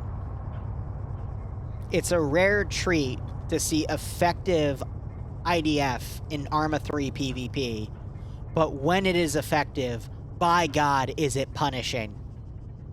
Multiple knockouts, multiple KIAs, 3 mortars, I think 4 mortars have landed here because we see 4 different explosions. So Green 4 still has 8 HE shells remaining, and where is that counter battery? Completely non-existent. I don't even know where their mortar is. There's another one. Not sure if Kearnshaw got re-knocked out or if he was already knocked out, but... oh, that's so effective. I thought it was Gamma 3 that had the mortar Vic. Why are they on foot now? Is Patriot still up back here? Yeah, he's up. He's scouting for the mortar. Oh, man. Yeah, vote on the team where Stark's in, especially if there's artillery, because he will make those shots. I have no idea what's happened to Blue 4's mortar Vic, but that was supposed to be the counterbalance, and I think it's gone. I know they lost a truck with an M2 on it to ground fire, probably the M2, but last I saw, the Blue 4 Vic was over here.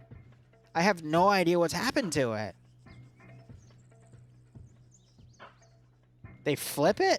Did it get destroyed? Because why are these 3 guys on foot if they're part of that mortar crew, you know? Last I saw, it was up here somewhere. And I don't see it flip down the hill. I have no idea what's happened to it. Did it get sniped? Oh my gosh, my frame rate. Oh no. I think I'm mem leaking. Nope, it's just a lot of people going up to the rocks now, and now it gets really, really framey in this zone. That's why. It could have gotten armored. But look at Blue 4 here making a great call. It's Bayant and King's group moving up. Bayant and King have moved in. A lot of Blue 4 guys got taken out. Dooley shows up last second. I knew he wasn't down for the count. Bayant, come on. Sneak over and kill Grav. Ooh, Bayant trying to get away from Grav as Grav comes around. Fucking Bayant with the little jumping around on the rocks because of how Arma handles your platform when you're on those types of positions. Just kind of glitched out and killed Grav because Grav couldn't line up the headshot. That's a very Bay play to make. To utilize that meta knowledge to evade those gunshots. Still getting hit, mind you, but avoid the headshot to then be able to snap around, get the headshot on that person, and then get behind somewhere in bandage. So Bayant and King in striking distance. No, actually, they're in the large town, just taking out a few of the stragglers here, but not within striking distance of the terminal that matters. And this terminal has a very healthy defense, including the mortar. So I don't think it's going to be enough. Good luck to them nonetheless, because it looks like they sacrificed all of that just to get those 2 guys up there. We have Armored Jesus also over here. with this small team. Yanni, Iander, Whiplash, McKenzie, and Korvac. Mortar fired again. Oh no. Oh no. Oh no, no, no, no, no. That's gonna be over.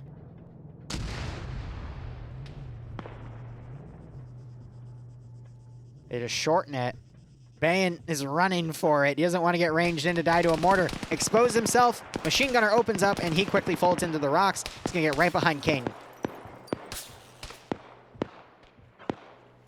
So I think Green 4 thinks there's a bigger force right there. I think they have 6 HE shells remaining. But again, where has that other Humvee gone? These guys are now moving back up north, so do they stash it away? Where would it be? I still don't know. Maybe it'll appear later. Who knows? Looks like Kernshaw was left behind, but oh man, those mortars. So Green 4 has Patriot spotting. If he can get within radio contact, he might be able to mark this position. We might see more mortar action being utilized, because Stark, I would say he is one of, if not the best mortar gunner we have on FNF.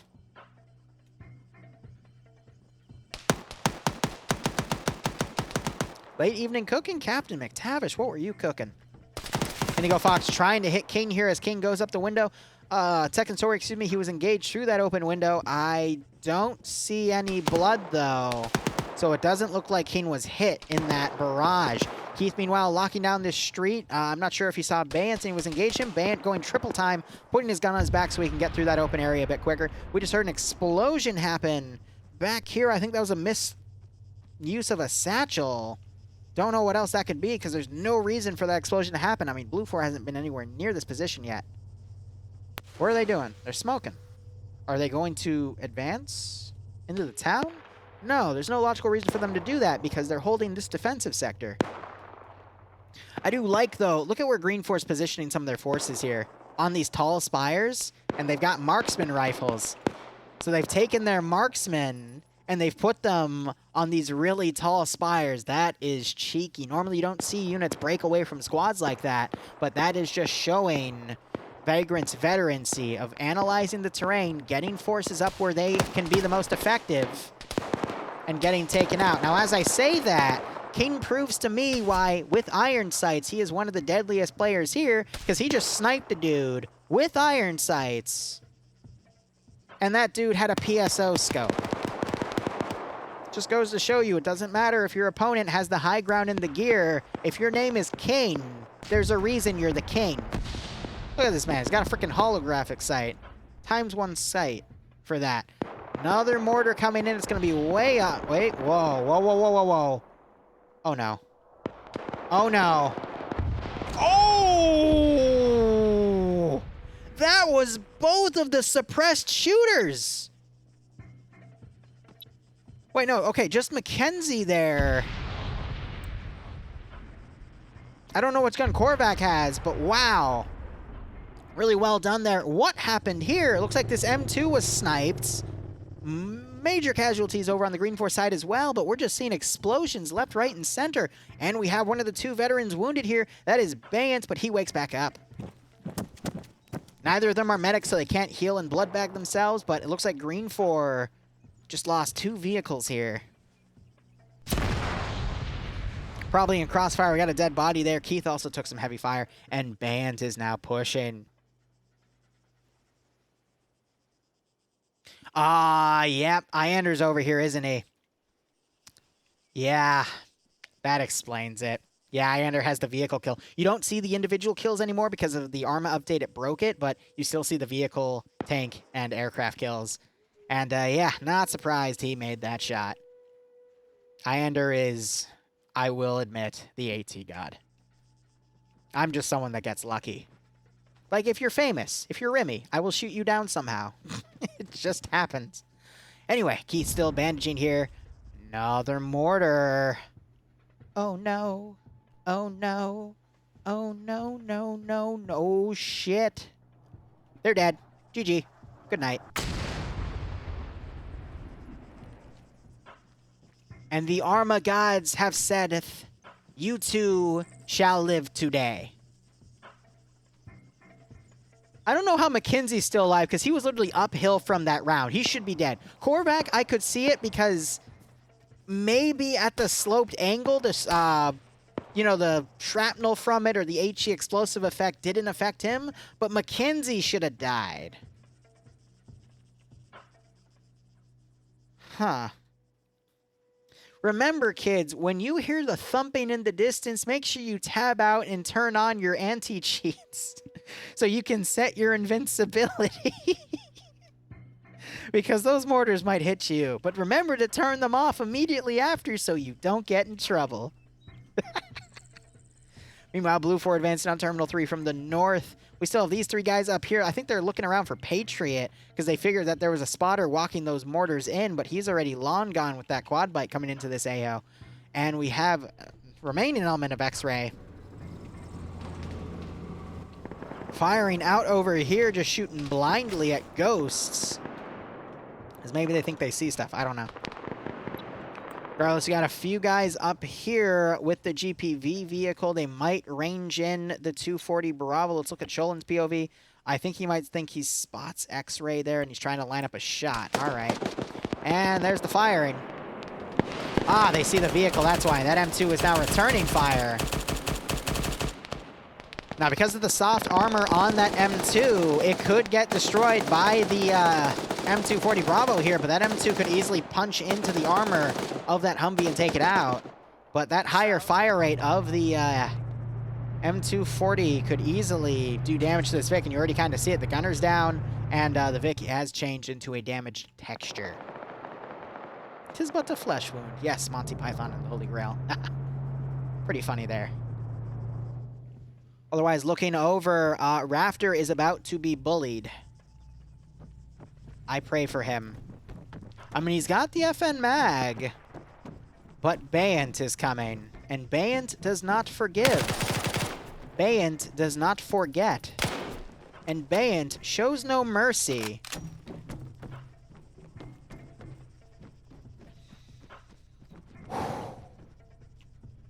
Kid and Ban are just cleaning up the remaining forces in this small town. I don't think there'll be a match for the massive garrison we have around Terminal 1. I see Blue 4 taking Terminal 3, taking Terminal 2, but I don't think they're going to have the manpower to take Terminal 1 unless we see that mortar come back into play. But I think the mortar was lost somehow. Don't know how, but somehow.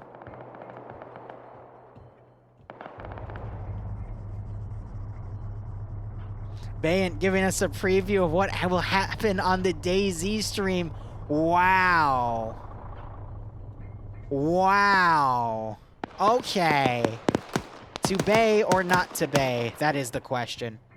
Otherwise, this marksman firing at Arma Jesus, who has taken the sniper. No, he was the sniper.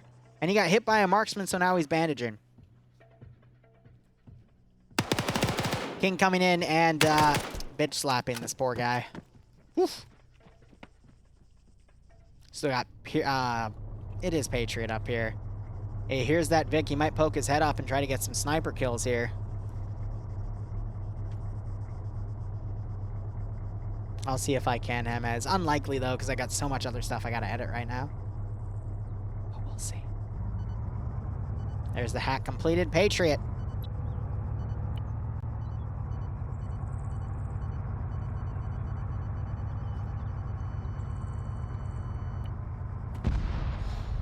He's trying to find an angle.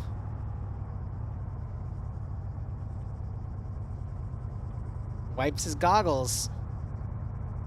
Oh, come on. Bravo 1. Hit him. Face. That was not in the face.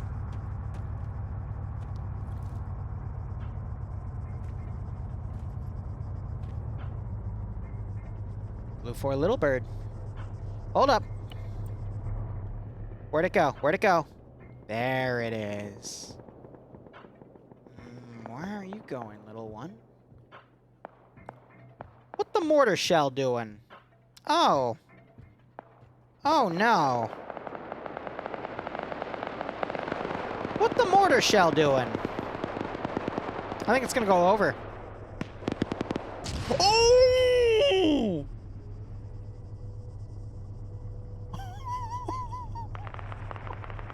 He did! He freaking dead! And Poe's a cripple! And Maz knows Patriot's up there, so he's trying to throw grenades uphill! Maz! Don't hurt yourself, buddy! Terminal 2's hack has been started because the X-ray group ran up there, and now you've got Bant and King coming around. Dryden taking the marksman position right here, trying to lock down Armagesus and Mackenzie. Mackenzie got crippled. He's trying to walk back as Armagesus is trying to counter-snipe here. He's waiting with bated breath for that marksman to come out.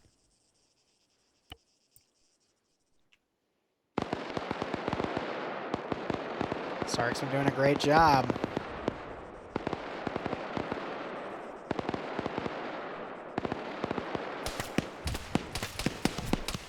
Uh-oh. Sounds like Kane and Bayant found you, buddy. Yeah, Bayant was able to get some hits there. So he's going to quickly bandage.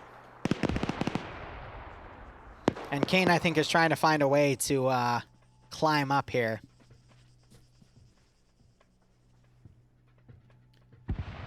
Now, Blue 4 are a little unorganized right here. Patriot can still thin a few forces out. I think there's still a few mortar shells remaining on that mortar. Yeah, they're still next to it. I think they're waiting for to have Blue 4 begin their attack so they can utilize those last few shells. But if Blue 4 still had the mortar, they could just hit this position with a lot of stuff, and that would be the end of it.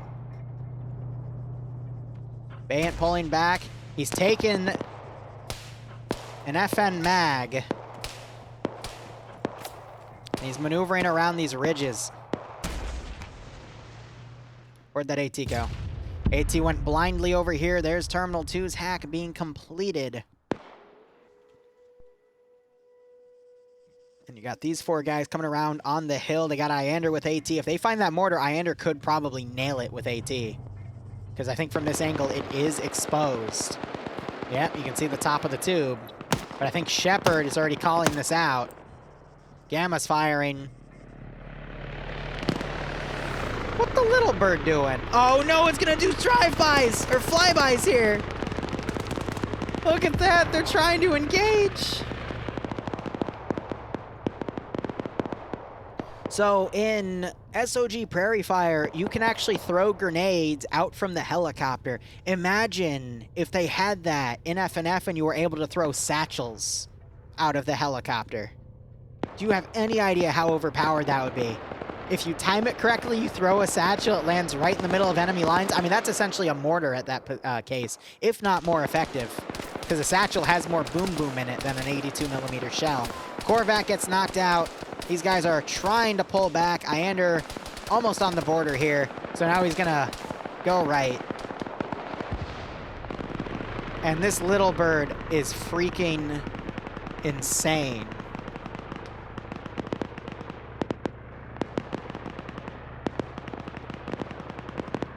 One second.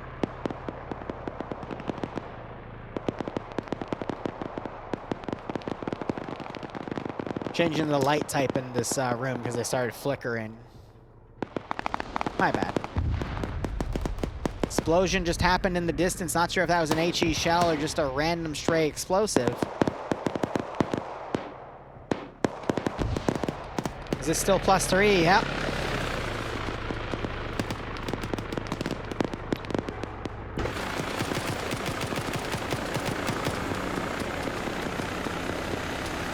So they got a rifleman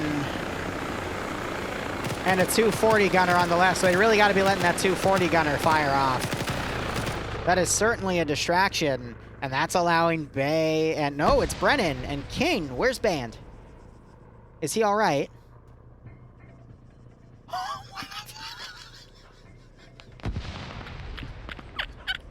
Why? When did that happen? What actually happened? There's a story. There's a story. No, no, no. Oh no. He's gonna drop him off the edge. Death by gravity. He's trying to find the angle, but he doesn't want to drop him off too far so he doesn't fall himself. Hold up real quick, real quick. In the middle. Oh, is there one terminal left? Just one. Oh, no, Bay, that's a... Oh, can't do that. No way.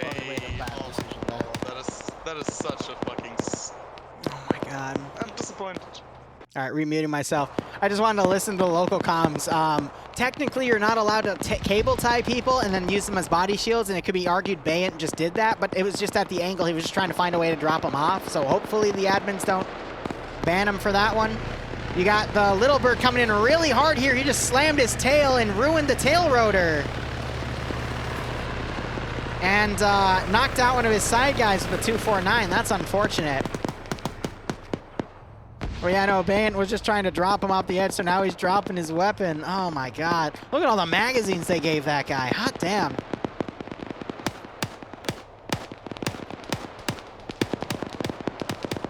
You know, I can't believe I'm saying this, but Blue 4 is starting to make headway. You got King coming right in here.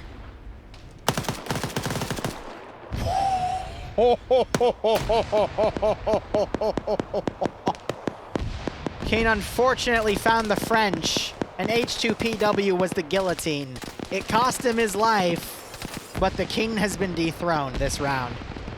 Meanwhile, Corny finds out what happens when you get hit by a 40mm. And H2PW proves that he wasn't down for the count, and he is now the King Slayer of this round. Looks like Bayant just executed him. The gun's on the ground, so I think Dryden tried to pull a fast one to eliminate Bayant, and Bayant was bandaging, which means he got hit, but he was still able to kill him. That's funny.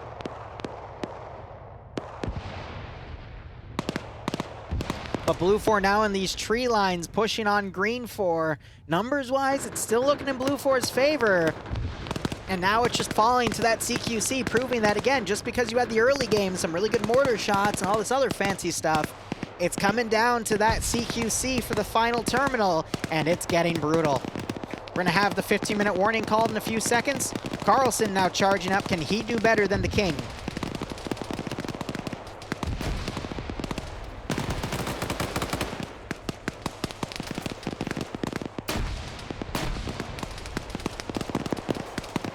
I can't tell what he's doing. There's a lot of smoke on this position.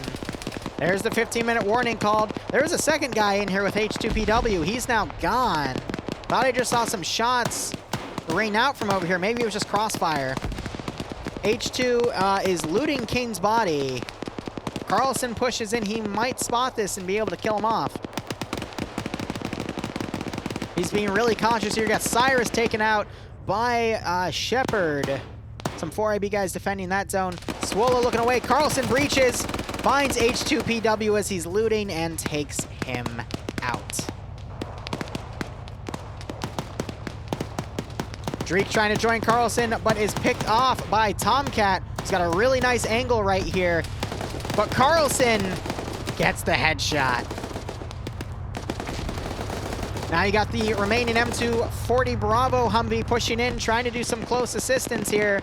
As Lurch, the remaining guy from this crew, coming in. Looks like Sam never woke back up and he bled out on the side. But Lurch, I think, is taking friendly fire from the hilltop. That's unfortunate. And Bacon here, I think I just heard suppressed shooter. Yes, he got the little head cap on, which means he's the AS Valve Gunner with the CCO. 68 sight, and Lurch was just killed by friendlies. That's going to make him very, very angry when he notices that. Once he gets in the spectator menu. Nothing's more infuriating than dying to friendlies. Just as Falcon. That man has died more times than friendlies than anyone else I know in FNF. Looks like Carlson is... He just hurt himself. He just pushed in and hurt himself with his own incendiary grenade. He kills Shepard there. That's at least good for stopping anyone from pushing out to kill him while he's knocking off people, but he just ran into his own incendiary. I don't really know what else to say. Carlson now coming in. He's gonna get the hack on the terminal. please don't burn yourself again. Hack has started. They traded, but I think Green Thumb got the double tap, but someone still needs to go down there and tap the terminal to stop the countdown. Now, I don't know if that's going to reset the timer or stop the timer, so every second could potentially count here. Swola's probably going to be the one to run in. Vagrant fails his wake-up check. Ooh, but Maz executes him as he runs up. It wasn't the Hillary Clinton because that was more than 2 bullets to the back of the head, and I think that went everywhere. Look at all that blood. Maz now going to lock this down. Gets in a fight with Green Thumb, but also Shepard engaging. Gamma's going to have to be the one to run down there and touch the terminal. 40 seconds remaining. If Gamma wants to make a play, he needs to do it now. Maz now being aggressive. Spraying at Green Thumb, unable to get the kill. Maz pushes and Shepard takes him out. But again, no one's going for the cash. Gamma taken out by someone back here. Quite possibly Cool Breeze. Might have been Anderson. 20 seconds remain. It's GG. Oh, wait. Wait, I might have spoken too soon. Anderson just got picked off. Twins coming in. And he's killed by the M240 Bravo Humvee. 6, 5, 4, 3, 2, 1. It's paused. Oh my god. 2 seconds remaining. Green Thumb has to hold here with an FN mag. But Blue 4 committed a lot of stuff there, and now they no longer have it. The gunner for that 240 Bravo Humvee has dismounted. Now all they need to do is have someone rush in there and take it, and they'll be fine. Ooh, this is a 4v5, but Blue 4 has an additional 4 guys to the south. They need to come in at this rate. Cool Breeze, I think, is going to smoke this all out. Green Thumb doing a great job of silhouetting the doorway here. Oh, Green Thumb, that is one of the cheekiest things you can do in the book. Ooh, Stark's unconscious up there. Gamma's waking back up. Woken back up. And Green Thumb is just blindly suppressing everything.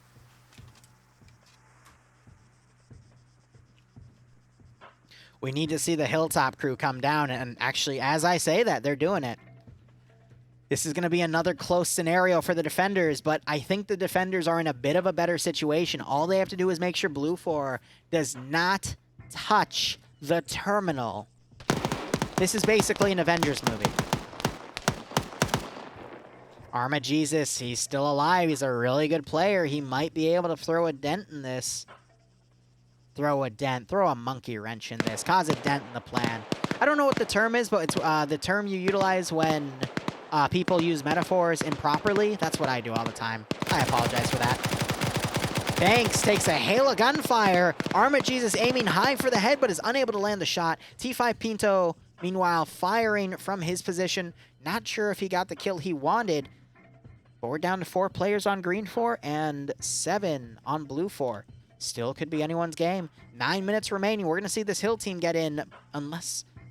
No, they're just being really, really slow here. I think they got some wounds coming down this little ridge here because it was too steep.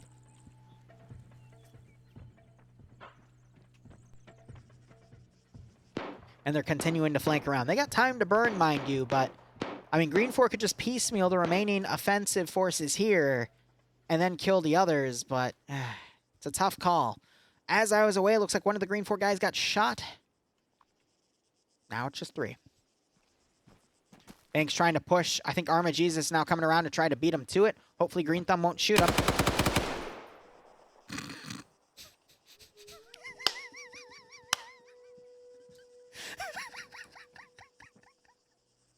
I'm writing that one down. Arma 3 is a perfectly wonderful PvP game with absolutely 0 PID incidents. 0.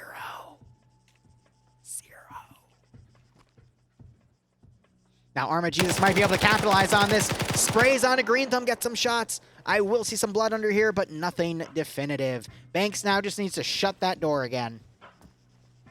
Gamma, a medic? Nope, no one's a medic. So Banks is rewarded for his bravery with some bullets, and now that door is left wide open. And I think Green 4 is in trouble here at this rate. It's really open on that bottom floor. There's 2 seconds remaining on the timer. All right, looks like they just reshut the door from the side.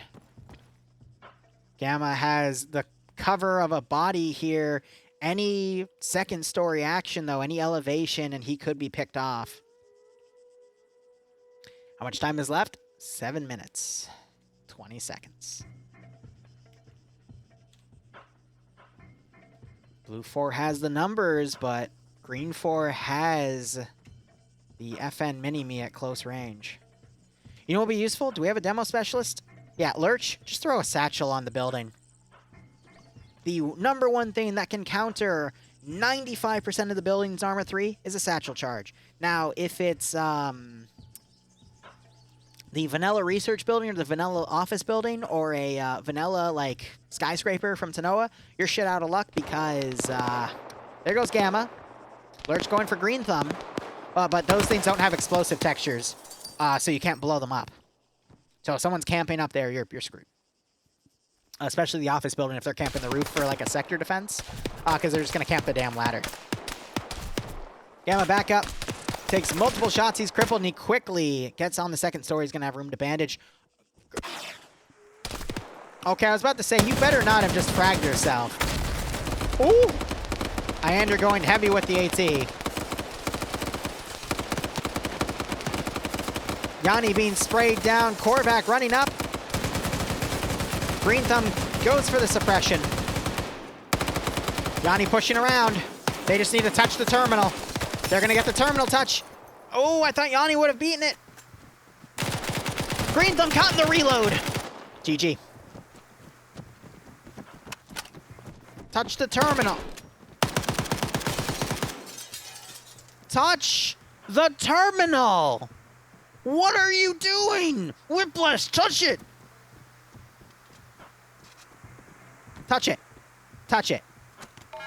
GG. Thank you, SOG Prairie Fire Dev, for playing the objective.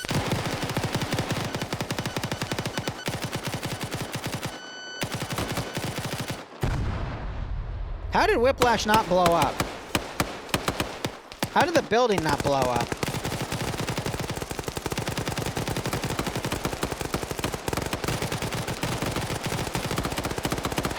The building was set to invincible. Whoop-de-golly gee.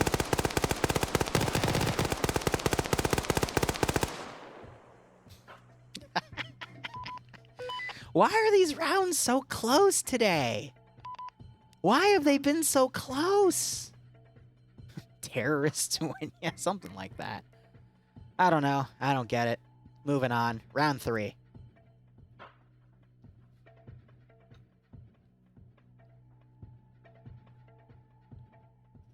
If we get to round 3. Anytime today. That's fine. You know what? Oh, I can't tab out because that might black screen. We'll risk it for the biscuit. All right. Unmuted myself. Going up to the casting couch. Oh, that is not good. I'm seeing Martin and Indigo going to the staff room. I think they're going to review T5 Bay and what he did. Excuse me, Band. I don't think that was an issue. He was just trying to drop him off the side to be cheeky. He wasn't trying to use him as cover. I hope he's not an issue. He'll probably just get yelled at and told not to do it again. But I hope nothing serious happens from it. All right. Let's go ahead and do our intermission. If you don't want to see the intermission ads, all you got to do is subscribe to my channel. I know it's so scummy to say, but I need the money to pay my mortgage. I'm so sorry. All right, let's go. 3-minute ad, and now we'll go ahead and change things up. I'd play M2 fonts for the last round, but that gets copyrighted now on Twitch, unfortunately. So, Zargabad, let's do Battle of Sejuk.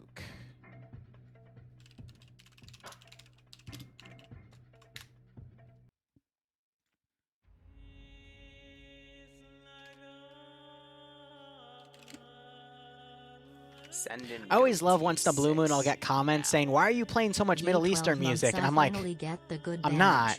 I'm just playing Homeworld music.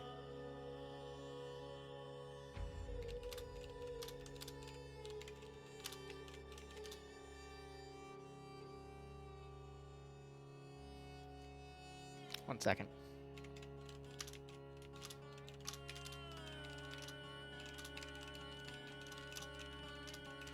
Apparently Drum around 8:30 invited me to play 2 back-to-back Special Forces missions. Hold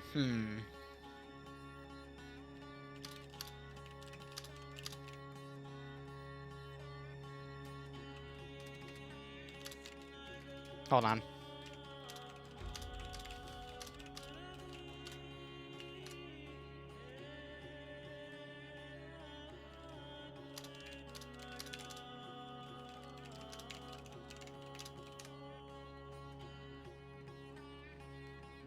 This is such a like a hot time slot. That's why I feel bad sometimes, because people invite me to stuff and I'm like, I'm sorry, I already got like this other pre-arrangement going. I don't want to let the people down that I'm already playing with, you know? This is Zargabad. Let me change the map command.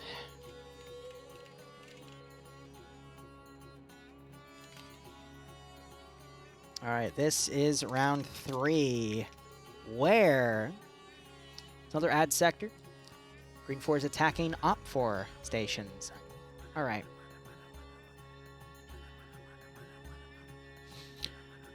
Round 3, where Green 4 is attacking 3 Op 4 sectors. Green 4 has... Send in Goat Team 6 now. Holy shit. Holy shit. Hockey. Daisy will be after round 3. Team 6. If you want to join in on that, do exclamation point join. Wow. Send in Goat Team 6 now. Smoking Red, next. Thank you. I really do appreciate it. Yeah. Whew. Send in Goat Team 6. I mean, with you guys being this generous, we'll get that mortgage paid off in years instead of 30. Good God. I appreciate it. Seriously, man. Send in Goat Team It is 6 honestly because now. of your guys' generosity that I'm able to keep doing this. And I appreciate you. Have no idea how appreciative I am about Send in Goat Team 6 now. All right. Here, let's do 2 polls real quick. All right. Send First in poll. Goat Team 6.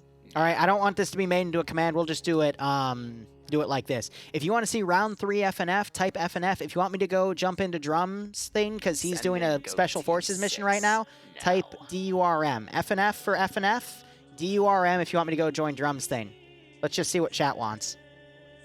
Because as I said earlier, I do what you guys tell me to. And I want to cover the content you want to watch and what you come here for. Send in Goat Team 6 now. All right, I am seeing more FNFs than Drums, guys. I'm sorry to Send in say. Goat Team 6 now. It's very close, but it looks like it's favoring FNF.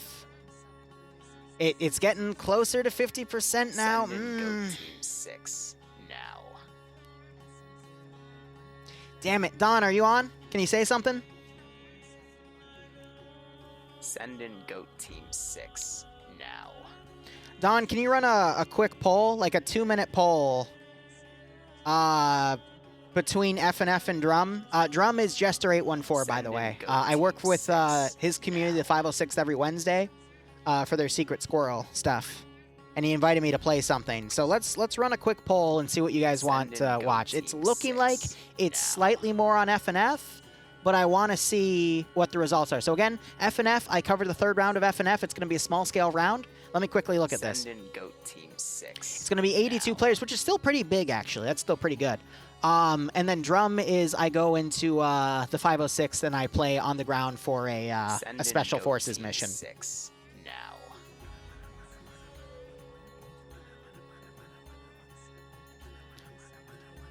So let's get these results in. I know Drum is winning, but it's getting a little bit closer to the FNF side. Some people are switching their results. Seen some more on Drum. Send in Goat Team 6 now. So again, for Drum, I'll be on the ground playing a Special Forces mission. I won't be Zeusing. Gonna clarify that right now. That also means DayZ is gonna be delayed a little bit because this is gonna FNF's gonna be a 1 hour thing, and Drum is gonna be like a 2 hour thing.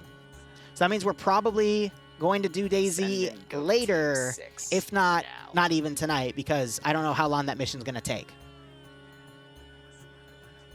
So I'm just giving you all the facts. Again, you guys are the ones telling me what to stream for you guys, you know? So I am seeing Drum starting to win out, though. Oh dear, let me go ahead and message him. Send in Goat Team 6 now.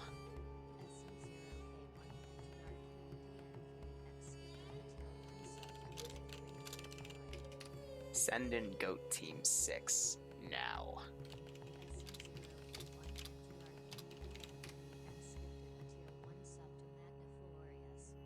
Send in Goat Team 6. All right, 1 second. Now.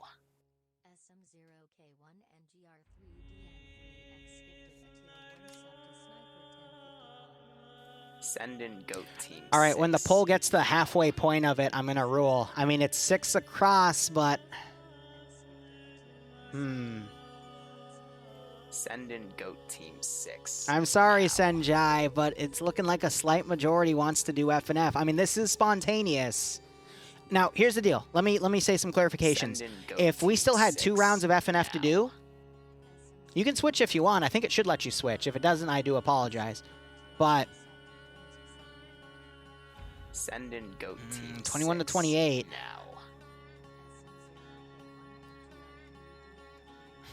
Drum's telling me I gotta be serious, though.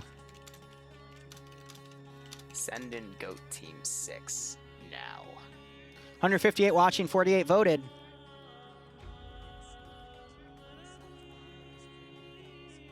Send in Goat Team 6. I mean, to the remaining 100 people, 110 people, I mean, this affects you because it's what you want to watch. Send in But Goat again, for the Team clarification 6 point, if this now. wasn't NA round 3, I wouldn't consider this. This is only because we're at the last round. I could switch to something else. But yeah, 22 Send in 29. Goat All Team right, we're gonna 6 switch now. over. Again, I apologize. If you are watching FNF, here you go. There's other people streaming on the ground. Let me tab in. Send in Goat Team 6 now.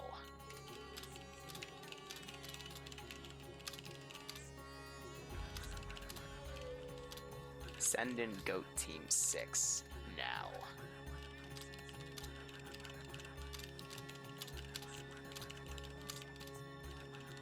Send in Goat Team 6 now.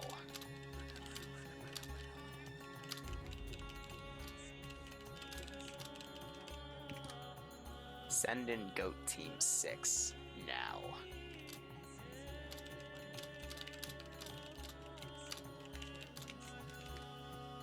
Send in Goat Team 6 now.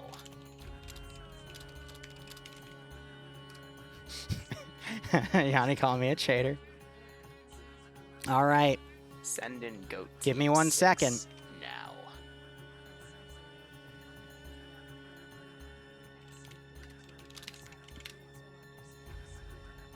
Send in Goat Team 6 now. All right. Let's get out of here. Channel switched. Send in Any Goat station Team is that? 6 Frequency 100. Okay, that's This is weird. Foreman Clay. This is my as the president. No issue. Charlie 100 over. We are Razor. Send in Goat Team 6 Yeah, that's right. now. Warden, this is fuck me running. So is it not Bravo that's going to be on 100? No, Send in 100 Goat is the Team 6. Bravo, squad name. Alpha, Is that a Mark Foreman, 18? and Delta are going to be on. What's Bravo going to be? That's the Second? coordinate. Any station, Perfect. this is Razor, radio check on 3-1. What? over. No, What it's rifle is it? Send in 416. Goat Team 6 Roger. now. Razor out. Yes, 100 round bags. Yeah, They're point two, only the 318 416. Is that the vanilla nowadays. 416? We Or the don't have RHS these- one? Gonna quickly mute myself as we reboot the game.